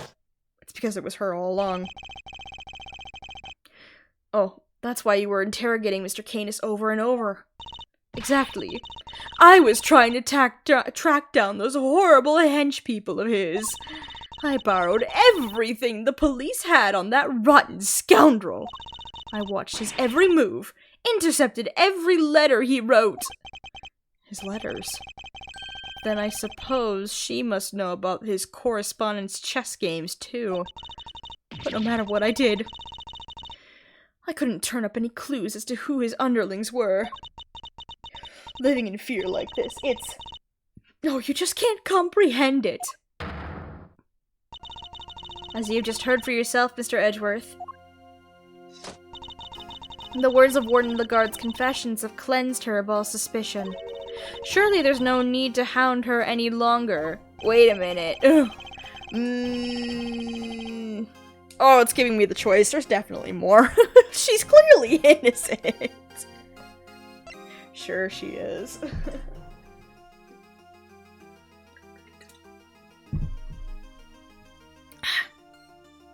Okay. Has she really been cleared of all suspicion, though? Or is there more about her? Yeah, there's definitely more. I'm sorry, Your Honor, but this conversation isn't over yet. I think the Goddess of Justice would agree. So you mean to make her suffer even more than she already has? Unfortunately, her suffering under Mr. Canis does nothing to prove her innocence in Knight's murder. She admitted herself that she knew of and even facilitated the so-called Fixer's delivery route. I believe she used that same route to move Knight's body. And where is your evidence, Mr. Edgeworth? It's in the fact that the sweet smell on Knight's body is the exact same scent Warden Lagarde uses to signal a delivery. What do you make of that? Well, that's because we've done it so many times by now that the whole well probably smells of it.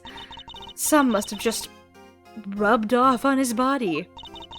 That does match the statement that Mr. Carceredo provided. A smell? Yeah, always smelled kinda nice down there. Nice? Gee, I don't know, smelled sort of like dessert, I guess. His words would seem to suggest that the smell had permeated the well. You've been rendered speechless, I see. Then I hereby move to adjourn the session of the court. No! What do we do, Mr. Edgeworth? What can I do? Is this as far as we go? Finally! I'm ready to leave! So we're actually done? Yes, Eustace, it seems we are. By the power vested in me, this court is adjourned! Oh? Who said it? Who was that? Oh, offender! Hey, man! Come on, Judge G. Things were just getting good. Fender? Are you objecting to my adjourning this session? No. We're shut at objection if I wanted to do that. You do you, G. Adjourn, don't adjourn. Whatever floats your boat, man. What are you doing, Mr. Fender? Don't worry about what I'm doing. Let's all just take a chill pill, shall we? By which I mean a square of chocolatey goodness. Anyone? Are you trying to get yourself charged with contempt of court? No, my bad. I just had a quick request to make is all. As Simeon Saint's lawyer, that is. Ah, yes, I had forgotten that you were his real attorney, Mr. Fender. How could you? You're killing me here. Can you blame us? You've been making Mr. Edgeworth do everything this whole time. Well, you are, which is why I figured it's time to put in some work. Work, you say? Somehow I don't believe you've worked a day in your life. Then let's say this is me doing some prep work for the upcoming trial. Mind if I question the witness? No? Amusing, but what is there left to ask? I got a feeling in my funny bone that Fiefs here has something more to tell us about the killer. Do I? Yes, indeed. See, as a major player on Team Simon, I can spot a sympathizer when I see one. And you don't think he did it, do you? So tell us, who did? Come on, spill the beans. We're all ears. Mr. Edgeworth, what's he doing? He's trying to coax Warden Lagarde into giving something away. Ask yourself, why would she go to all the trouble of sending Knight's body on such an odd journey? It's because she wanted to frame Mr. Canis. She did? No way! If he was convicted of committing murder here, that could have been grounds for a transfer to another prison. Most likely a more secure facility. And where he'd be out of her hair forever, huh? Precisely. She saw her opportunity and seized it. No. Saint cannot be the killer. That's not fair. I was all ready to prosecute him. I know, right? But maybe we should find out what she thinks first. don't want to get the wrong guy, yeah? Nice. Now Mr. Winter has to go along with it too. Well, Warden, are you happy to testify further? Oh, okay. All right. Of course. How could I refuse the silver-tongued devil? Eddykins, you have such a way with words. Just doing my job, thief. Besides, one can't tell the truth without telling the whole truth, can one? I'm simply dying to tell all verity,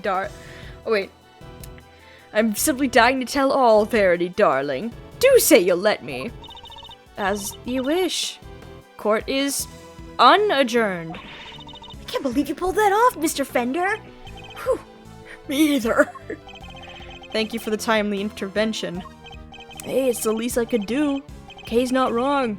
I've been leaning on you hard, and besides, the defense never rests. Am I right? Simon's depending on us. Sadly, I think it's just about exhausted my reserves of cool lawyer chat there. And we can't foul this up now. Which means you're up to bat, Miles McSmiles. Show him that never rest spirit. I shall. Fabulous. Then let's get this started. Oh, we get to continue. Hell yeah, dude. Fender saved our ass. Oh my god. Ooh. Sorry, chat, hold on. I have received a text message.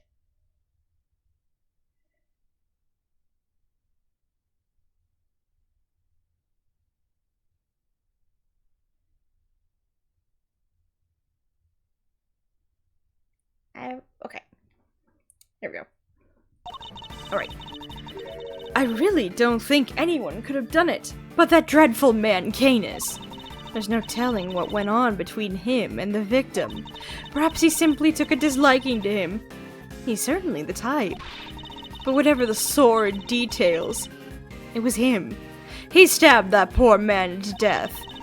And then he had his dog dispose of the body. That simply has to be what happened.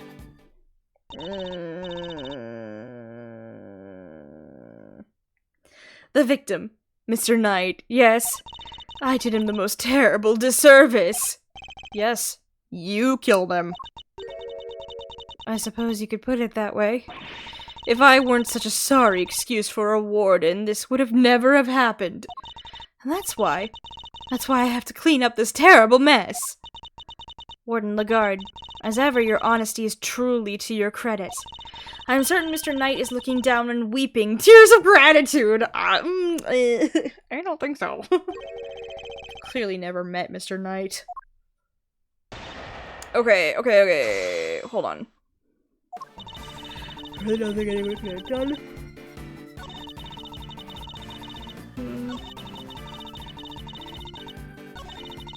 Whatever the sword details, he stabbed that poor man to death. How?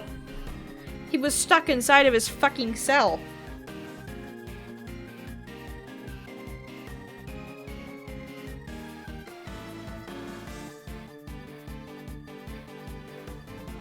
How?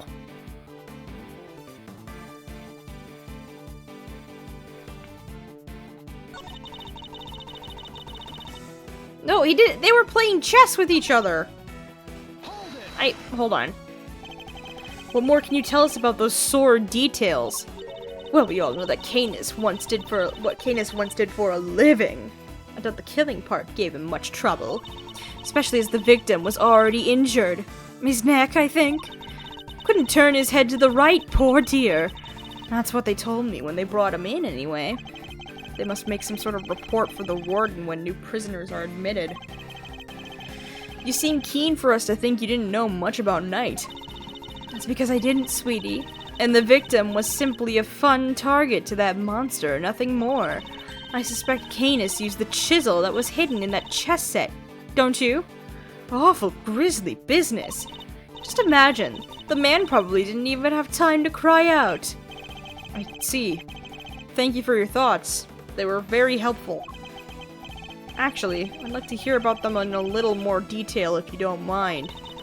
Oh, Mr. Edgeworth, you're making me blush! I could chat with you all day!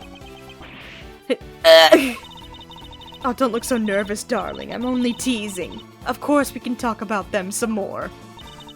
Ooh, more, holy shit. I suspect Canis used the chisel that was hidden in that chess set.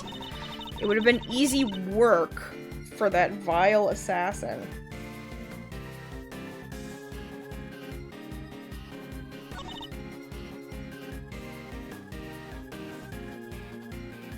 Wait, she didn't know about the chisel, did she?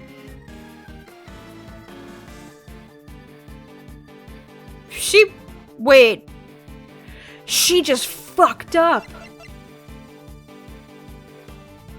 She never knew about the chisel. How would she?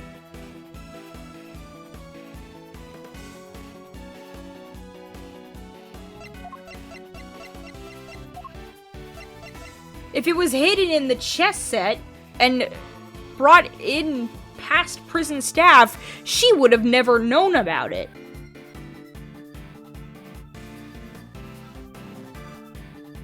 She never knew about the fucking chess set!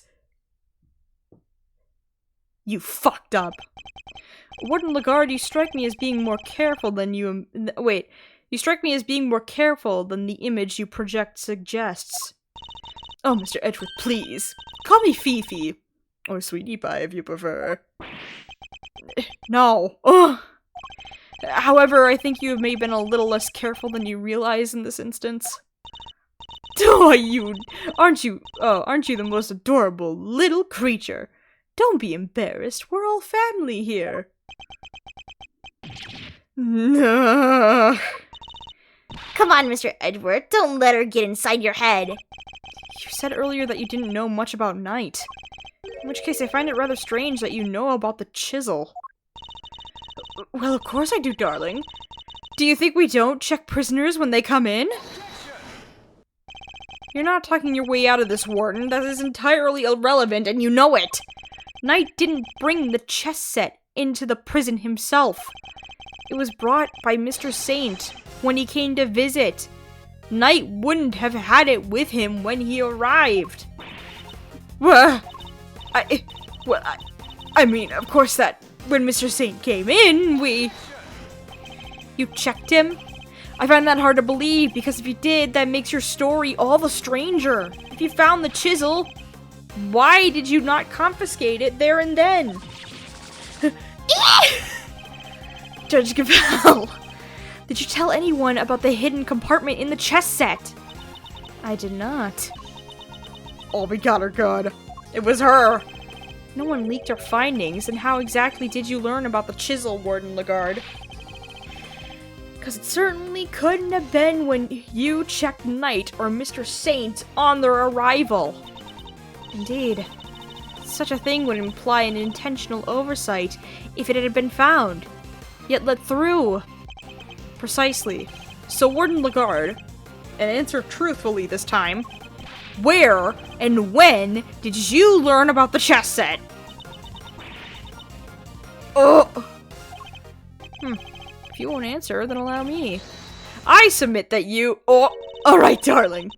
There's no need to rub it in. You got me, alright? Huh? I questioned Knight. That was when I learned about the chess set. But please, you have to believe me, I did not kill him. One moment, Warden. This is a significant development. The court requests that you make a detailed statement on the record. Any objections, Mr. Edgeworth? None, Your Honor. Thank you. Thank you, darlings. I'll clear up this awful misunderstanding, I promise. Very well. Go ahead, Warden Lagarde. And please, tell the truth this time. Her lies are starting to wear thin. This is my chance to expose her. Oh, one more time. Okay. I said I questioned Knight, but it wasn't anything serious, you understand? I make a point of talking to every newcomer to our little home. Knight was no different. We just had A little chat, you might call it. And after we talked, I had him taken back to his cell straight away.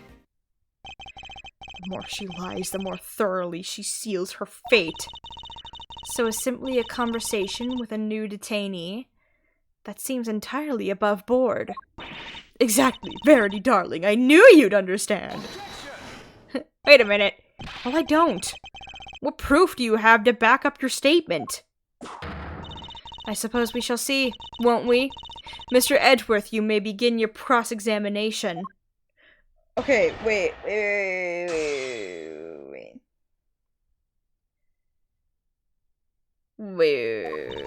Okay, I said I questioned Knight, but it wasn't anything serious to understand. I need more details. I make a point to talking to every newcomer to our little home. Knight was no different, we just had a little chat.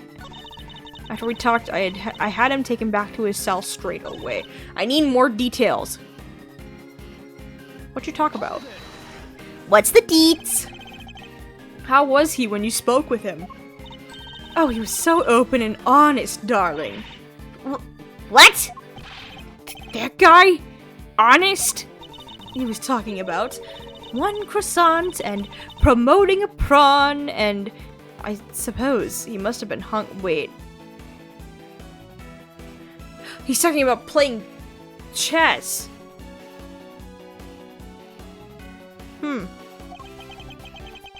And passant and promoting a pawn. It seems he spared no one from his obsession with chess. Oh, nothing. Okay, I guess I'll continue to press. Fuck. If he really had gone back to his cell, he would still be alive today. You really think I murdered the poor man right there in my office, don't you? But what would my motive have been, darling? I told you I barely knew him. I'm no angel. I have my grudges against Canis, but Knight had nothing to do with that and that's a lie! She really does hate Canis. Warden Lagarde, I must insist that you append that statement to your testimony. I'm no angel, but I have my grudges against Canis. Knight had nothing to do with it. That's a lie! That's a lie! He was playing chess!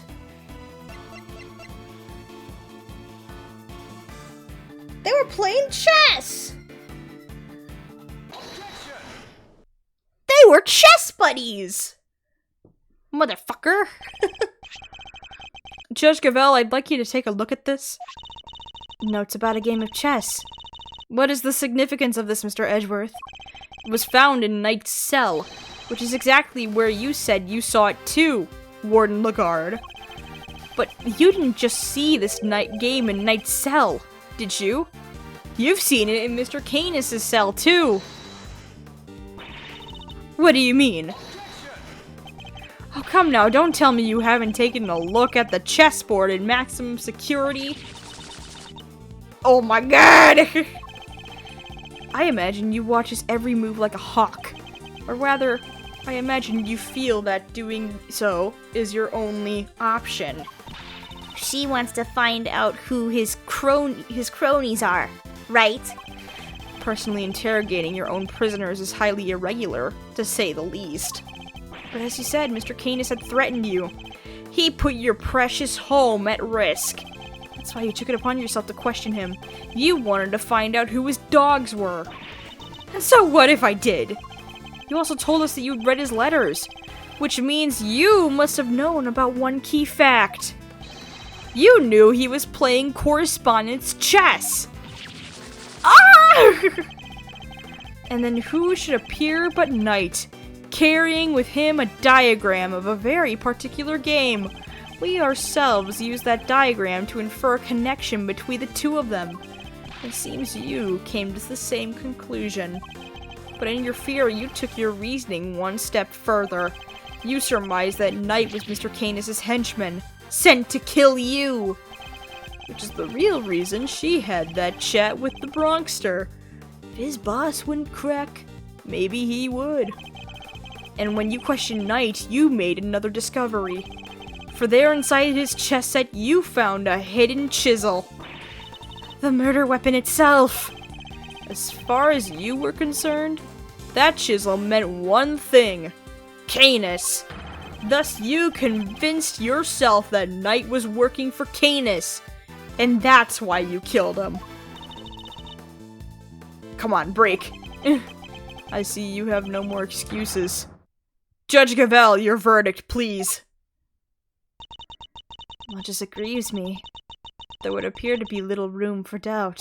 I hereby give my verdict. Bronco Knight was murdered by— oh! One more? In the name of the goddess of justice, who is it this time? What happened to her? What is happening?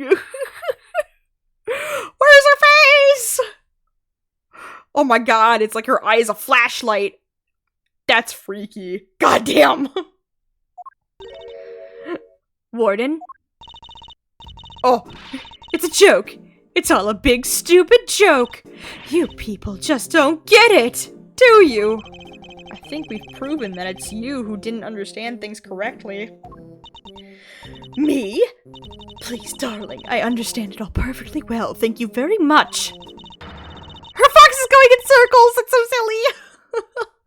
And I understand that there's a glaring contradiction in your theory, Mr. Edgeworth. Huh. You're just grasping at straws now. I have no time for this. Your Honor, the verdict. I'm curious to hear what the warden has to say. What? You're a dull Verity. I just have one last thing to say. Then Mr. Edgeworth can declare himself the winner. You rang? Does anybody remember a certain autopsy report? Of course. We received the finalized version only this morning. That's right. And I was listening to what you told us about it, Verity, even if nobody else was. You said the wound was 4 inches deep. 4 inches? Wait. Riddle me this, Mr. Edgeworth. How does a tiny chisel make a 4-inch wound? No! Shit! Forgive me, oh goddess. I came perilously close to making a terrible mistake. Looks like your theory is the one that doesn't hold water, Edgeworth. What now? What do we do? It'll be fine. Mr. Edgeworth always comes through, right, sir? Uh-oh.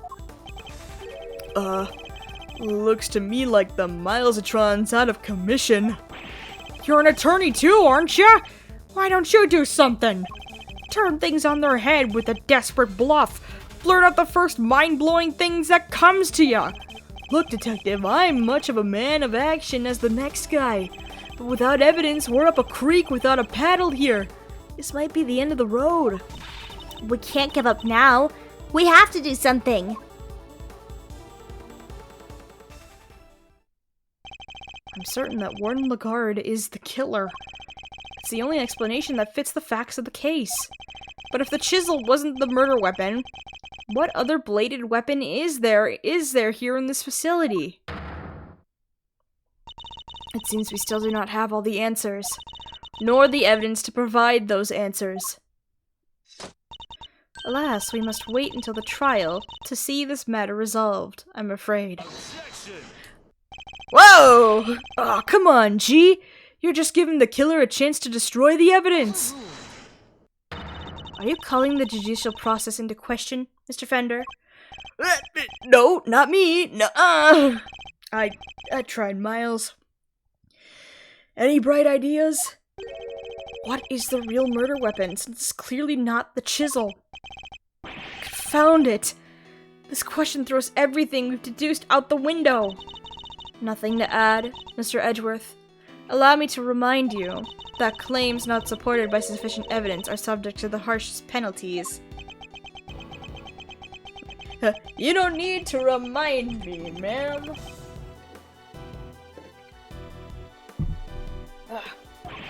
It's hopeless. I can't think of anything. I need more time. Loath as I am to admit it, Oh. Huh? You can't give up now. Remember what Mr. Fender said. Simon's counting on us. Without us, he's... Remember how upset he was? He was devastated. Nobody's in more pain than him over in Mr. Knight's death. There's no way he did it. But if we can't save him, if we can't save him, oh yeah, mate. If we can't save him, who will? And what's more, he believes in us. He's sitting in that cell waiting for us to bring him some good news. And I, for one, won't walk away until we have some. Okay. Gee, Miles, your little buddy there is quite the motivational speaker. She's right, too. When you find yourself on the ropes, think of your client. Picture them pleading with you to help them. Doesn't that make you want to fight back as hard as you can until the very end? Think of your old man. Good old Gregory. No matter how bad things looked, he'd always find a way to turn it around and save his client. And you're just like him, right? If there's any way to force a turnabout here, you're the one who'll find it. Simon's counting on you. Judge Gavelle. You seem to have recovered your composure, Mr. Edgeworth. But if you mean to attempt a defense, I would advise you to consider the ramifications. You have repeatedly proposed misguided theories, and have made numerous false accusations. If you do so again, I will have no choice but to judge you unfit to serve as a prosecutor, and relieve you of your badge for good. She's right. I put forward a number of theories that proved to be flawed in one way or another. Have I made some sort of fundamental oversight? Wait.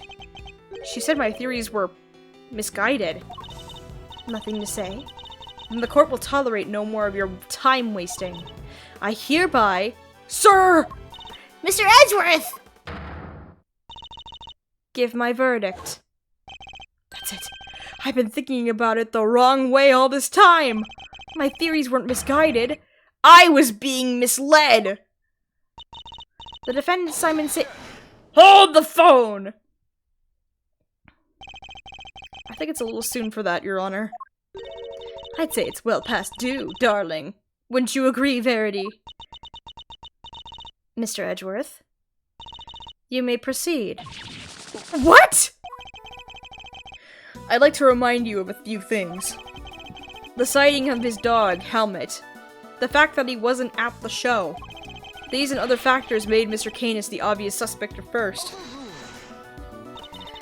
This again, Mr. Edgeworth. You seem almost proud of your blunder. But what if the real killer wanted us to suspect Mr. Canis? What if it was all carefully arranged? And what if the same was true of the chisel, our purported murder weapon? Oh shit! Knight had been stabbed multiple times in the same place with a bladed instrument. But what if he was stabbed with the chisel after the real murder weapon had been removed? Just to leave traces of blood on it for us to find. That was how the killer misled us into thinking the chisel was the murder weapon. But why mislead us in this way? Why indeed? Why make us think the chisel was the murder weapon rather than whatever was really used? Because it is the murder weapon. It's because Lagarde wants Canis transferred. That's why she did it. She wants Canis out of here. Warden, you took advantage of what the chisel seemed to suggest. What it suggested? What are you talking about, darling? Mr. Winner, if I were to tell you the murder weapon was a chisel, what would you think? Huh? That Mr. Canis is the killer? And there you have it. That was the trap the warden set for us. Oh, Mr. Canis has a bunch of chisels, so she wanted us to think it was one of his, right? Indeed.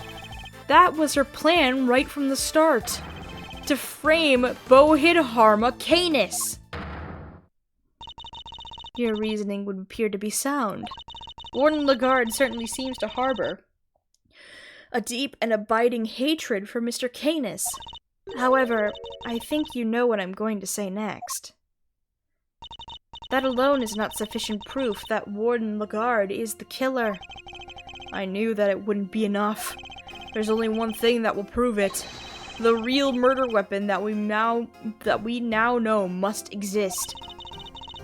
If you cannot prove your theory, then this conversation ends here. If we could just find the real murder weapon. How many times do we have to go over this? We searched the prison from top to bottom. Eustace is quite correct. No other possible murder weapon has been found. So I'm afraid you're at a bit of an impasse. I can still prove my case yet, Your Honor.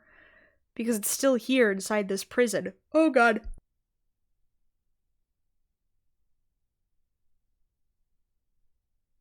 Oh, sorry, Jet. I had to sneeze. Jesus. This would have made sure of that. The security gate. I'm glad you at least remember what it is. And do you remember what it does? Of course I do. I'm not an idiot. The security gate detects metal, which means you can't bring anything metal into the prison or take it out. Oh! Yeah, now you have a brain. Precisely.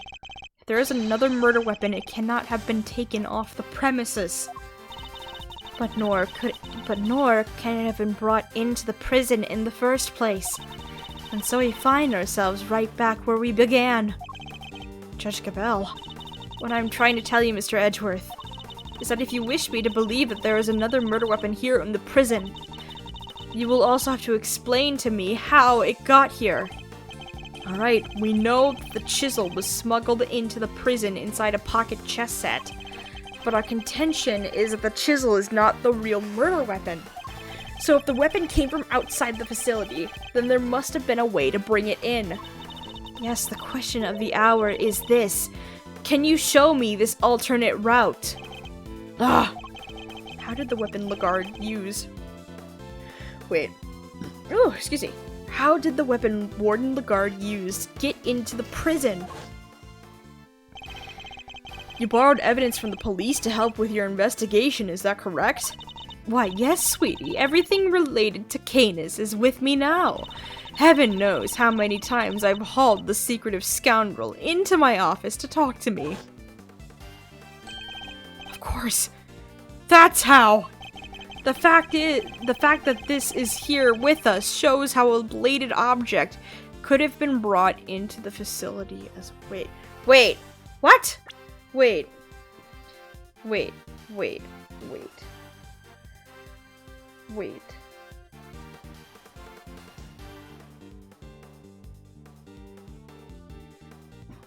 You borrowed the evidence from the police to help with your investigation, is that correct? Why, yes, sweetie, everything related to Canis is with me now. So she has everything with Canis's case. Which means— wait, don't we have a— yeah. Only two spells. One is attached to the helmet.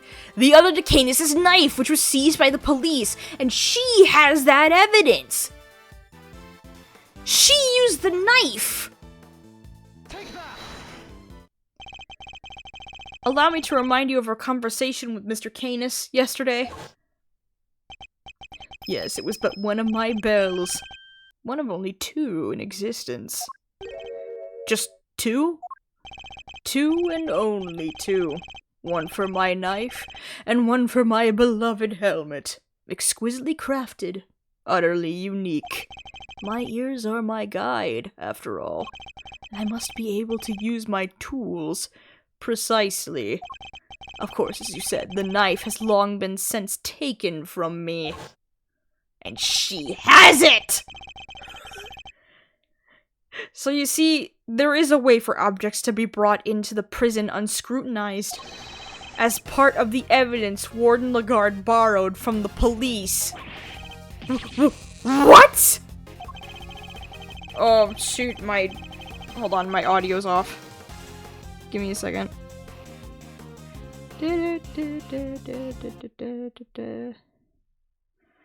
I'm gonna fucking fix this. Okay. Mr. Canis' knife was part of the evidence in the case against him, and that evidence was here in the prison. There we go. Okay, now it's fixed. Not only that, but the knife had a certain bell attached to it.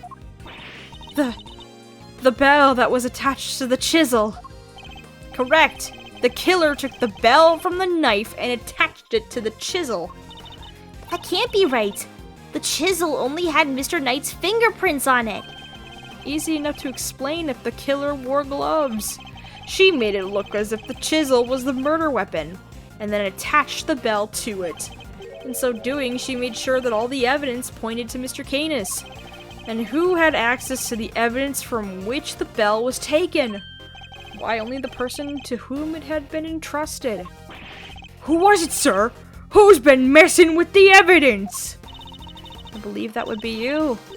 Isn't that correct, Warden Lagarde? Bells aren't exactly rare, you know. Anybody could have set that up.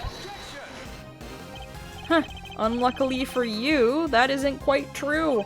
These particular bells are unique, because there are only 2 of them in existence. What? By attaching that bell to the chisel, you as good as declared yourself the killer. The killer. But you don't have any proof that the knife was ever even here to begin with. I don't. Not yet, anyway. Mr. Winner, I'd like you to order another search of the prison right away. Huh? But if you do find something that's going to make things awkward for me. This isn't about what's convenient for you, you dumbass! We have to find the truth! You're a prosecutor, aren't you? Well, yeah, but, you know, it's worth an excuse for a prosecutor. If I had investigative authority, I wouldn't be sitting on it! Anyhow, it's not my decision to make. The warden would have to authorize it. You know full well that she will do no such thing. You have the power to insist on a search. Use it! Sorry, darling, but not without that evidence. The goddess of justice cannot bestow her blessings on those who lack the proof to support their claims. Our work here is done. The rest of this matter will have to be settled in the courtroom. No! No!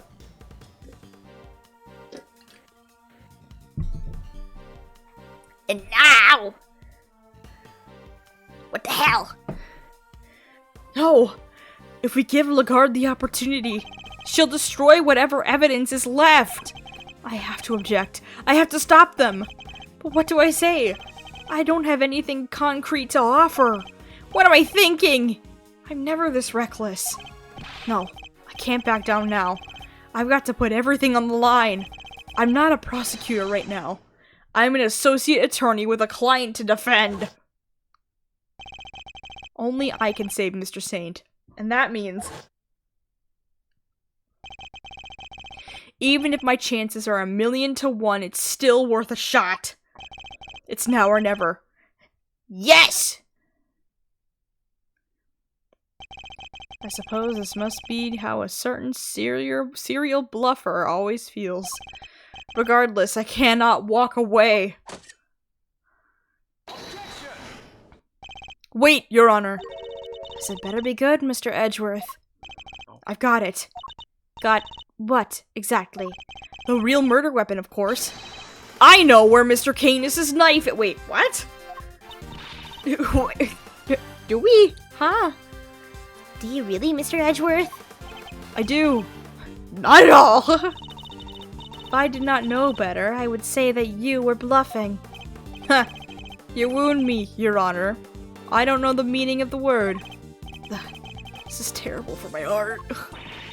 There's no way you could— It's not here, I tell you! Well, would you be so kind as to enlighten us? Where is the real murder weapon? Think, Miles, think. Somewhere not even the police would search. A blind spot in this zoo. A hiding place that the warden could be absolutely sure of. A hiding place? No. If you insist. Come on, helmet, open up.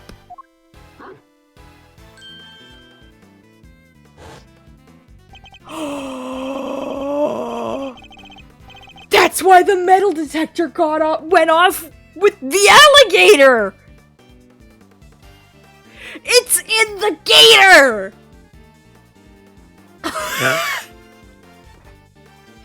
Did she use the same trick? No, that's ridiculous. Isn't it? But the more I think about it, how many foolproof ways to evade detection could there be? Mr. Edgeworth, how long do you intend to keep us waiting? There's the faintest possibility I'm right. But if I'm wrong, we stand to lose everything. Your Honor, this is where the real murder weapon is hid. It's with the gator! Here? In the yard? Indeed. I don't believe I understand. Would you care to explain a little more? Where exactly is the real murder weapon hidden? I wonder. Yum yum yum. Yum yum yum indeed. Of course. That's what it must have been. Huh? What's the matter, detective? It's the metal detector, sir. It's reacting to the alligator. What? How? The metal detector was reacting to something inside her after all. Your Honor, I'd like to remind you of this piece of evidence. The chisel? Didn't we just figure out that isn't the murder weapon? You might recall that Mr. Canis hid his chisel in his dog's mouth. Would you believe that the real murder weapon was hidden in much the same way? Oh, we got her. That's right. The real murder weapon is hidden inside the alligator in that pond over there. What? No way! We detected the presence of a metallic object during our earlier investigation. Judge Gavelle, we need to know what's inside that alligator. Understood. Then we will need to summon a veterinarian. I'm sure I could get the little sweetie to open up for us. I'd be happy to give it a try. Please, by all means. Oh my god, fucking Regina! The badass! Warden Lagarde, the real murder weapon is about to be revealed. Why not do the right thing and confess? I have nothing to confess. As you wish. Then you can simply wait and watch as your lies are exposed. Sir, we got it! That has to be it! It's over, Fifi Lagarde. The real murder weapon was Bohid Harma Canis' knife, making you the only person who could have killed Bronco Knight. Oh, we got her. I'm not the criminal here. This is all Canis is doing. I did the right thing. Knight was the threat. Oh god, this is going so fast. Curse that despicable man Canis. Why did he have to come and ruin my perfect little home? We could have been happy forever if it wasn't for him. He ruined my paradise on earth. He ruined everything. Curse him. Curse that pitiless butcher. That awful, terrible, despicable man. Curse him! Oh my god!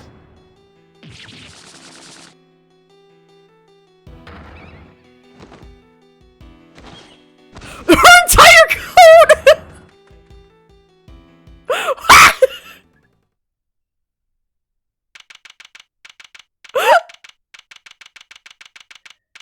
Okay, hold on. That montage was sick. The fact that her entire coat was animals was insane. Okay. That was so silly. Wait, but she was in the prisoner's outfit. Does that mean that she was a prisoner all along? Oh my god. Wait a minute. Okay. Prosecutor Winner, sir. The test results have just come back. The winner? I guess we've all been under a lot of stress.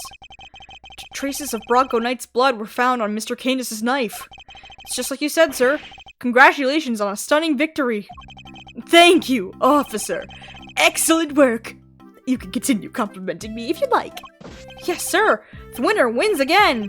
I think I'm welling up a little. With rage. Excellent work, Eustace. Just a few loose ends to tie up and we're done. Huh? What are you talking about? I just solved the case, didn't I? No! No! Nuh-uh! That was me! We've yet to confirm whether or not Knight really was working for Mr. Canis. He doesn't give a shit about that. It will be vital to know if Warden Lagarde was simply jumping to conclusions on that front. Huh? Huh? There's Clueless and then there's you.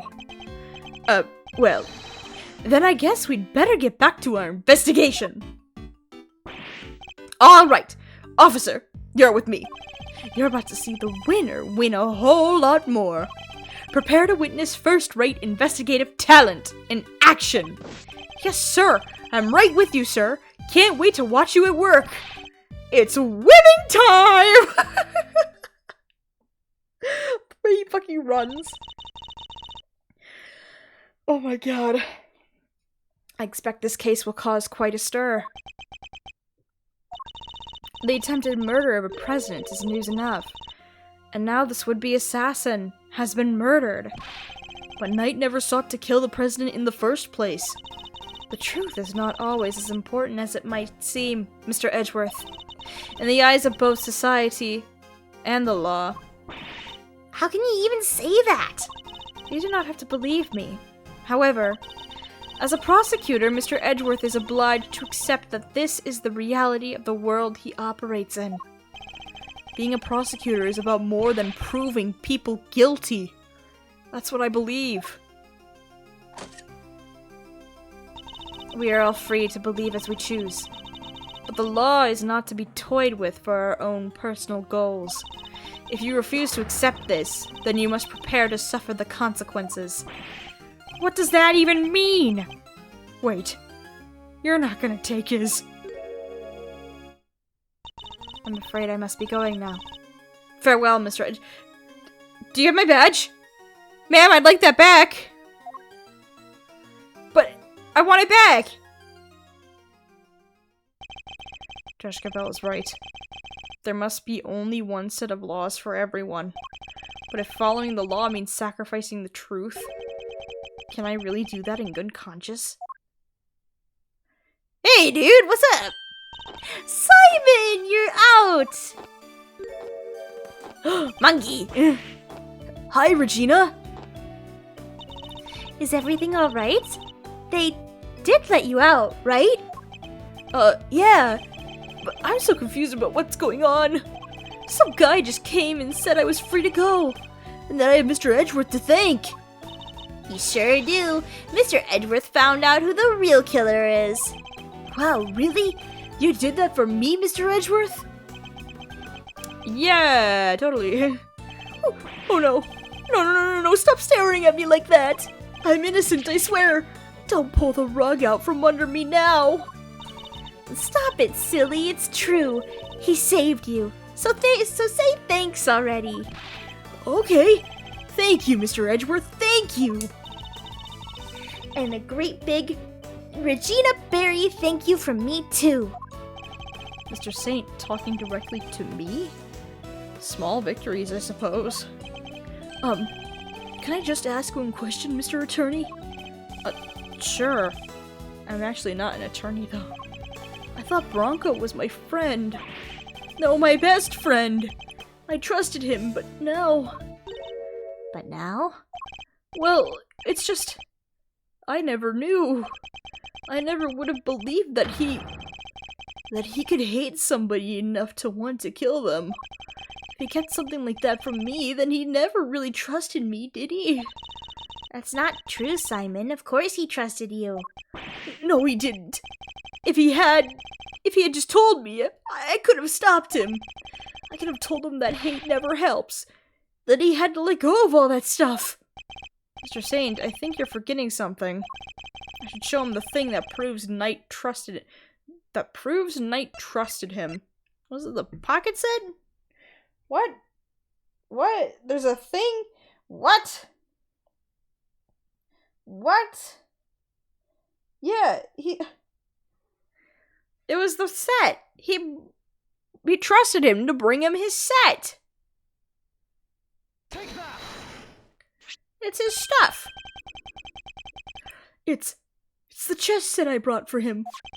Knight had hidden a chisel inside. I imagine he meant to use it to escape. What? You mean he was using me? On the contrary. No. He believed in you. He knew he could count on you to bring it. And that you would never be so untrusting as to look inside. I imagine by that not telling you, he was hoping he could keep you from getting caught up in his mess. Oh. Bronco, why didn't you tell me? At least you understand now, right, Simon? I'm sure he does. He may not show it, but Simon's no dummy. A good night's sleep and he'll be completely over this whole thing by tomorrow. That's not as complimentary as you think it is. I'll try. I have to. For Bronco. I have to show him I can become the best animal trainer out there. That's the spirit. Aww.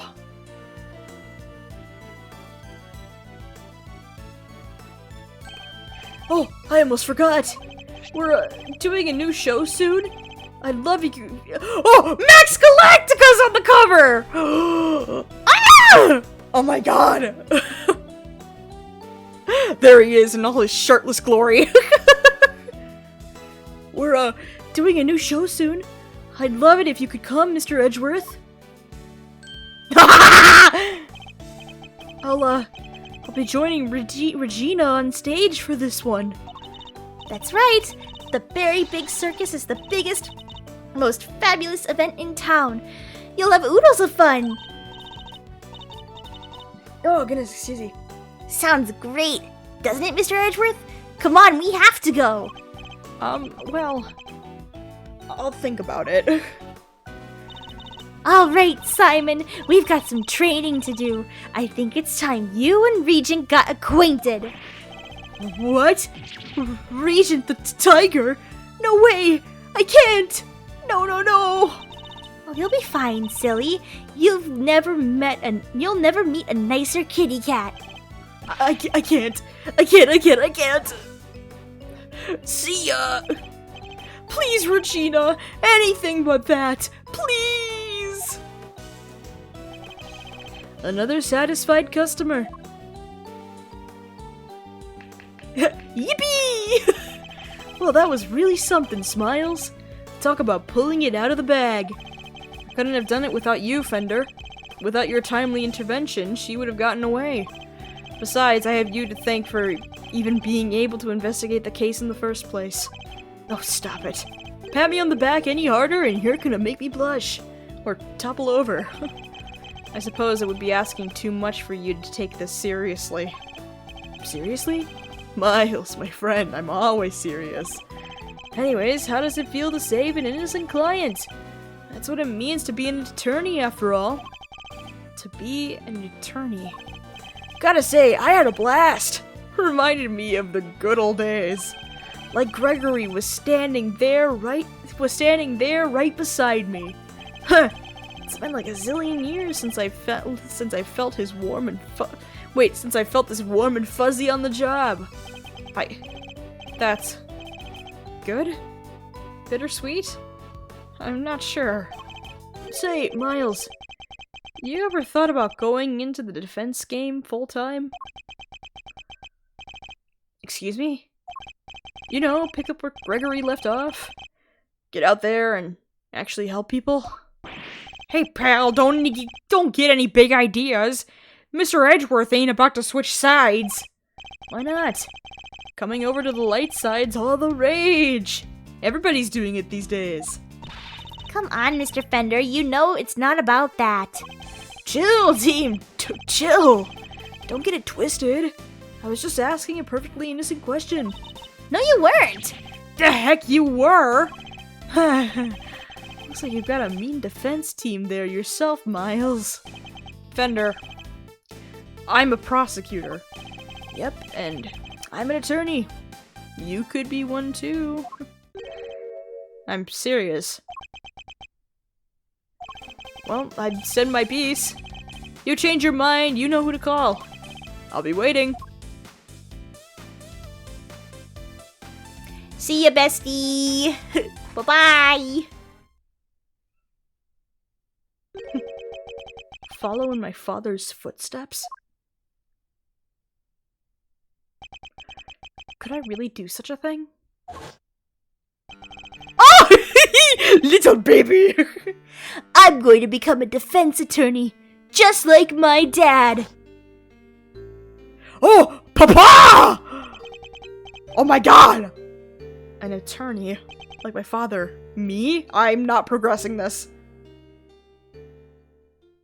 Oh my god. Whoa. Oh, yay! We did it! Oh, yippee! Yes, I shall save. Oh my god.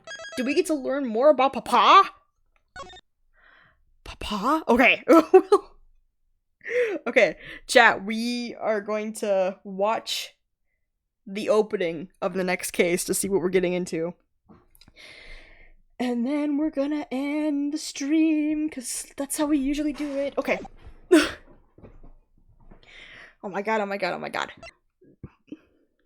Who is that? Who is that? That looks like Papa. Is that Papa? Because that's Kay, and that's Eustace. Is this Papa? Do we get to do Papa? Papa! Okay, let's watch the beginning cutscene. Oh my god, oh my god, oh my god, oh my god, oh my god. What? What shall we make today, kids? Samson And Judy's Bake and Ball. What? What? Macaroons, waffles with cream, chiffon cakes that are as light as a dream. Laugh and sing, smile, it's true. All that sweetness waiting for you. What is happening? Wait, over there, the oven's got something special. Oh, huh? What is happening?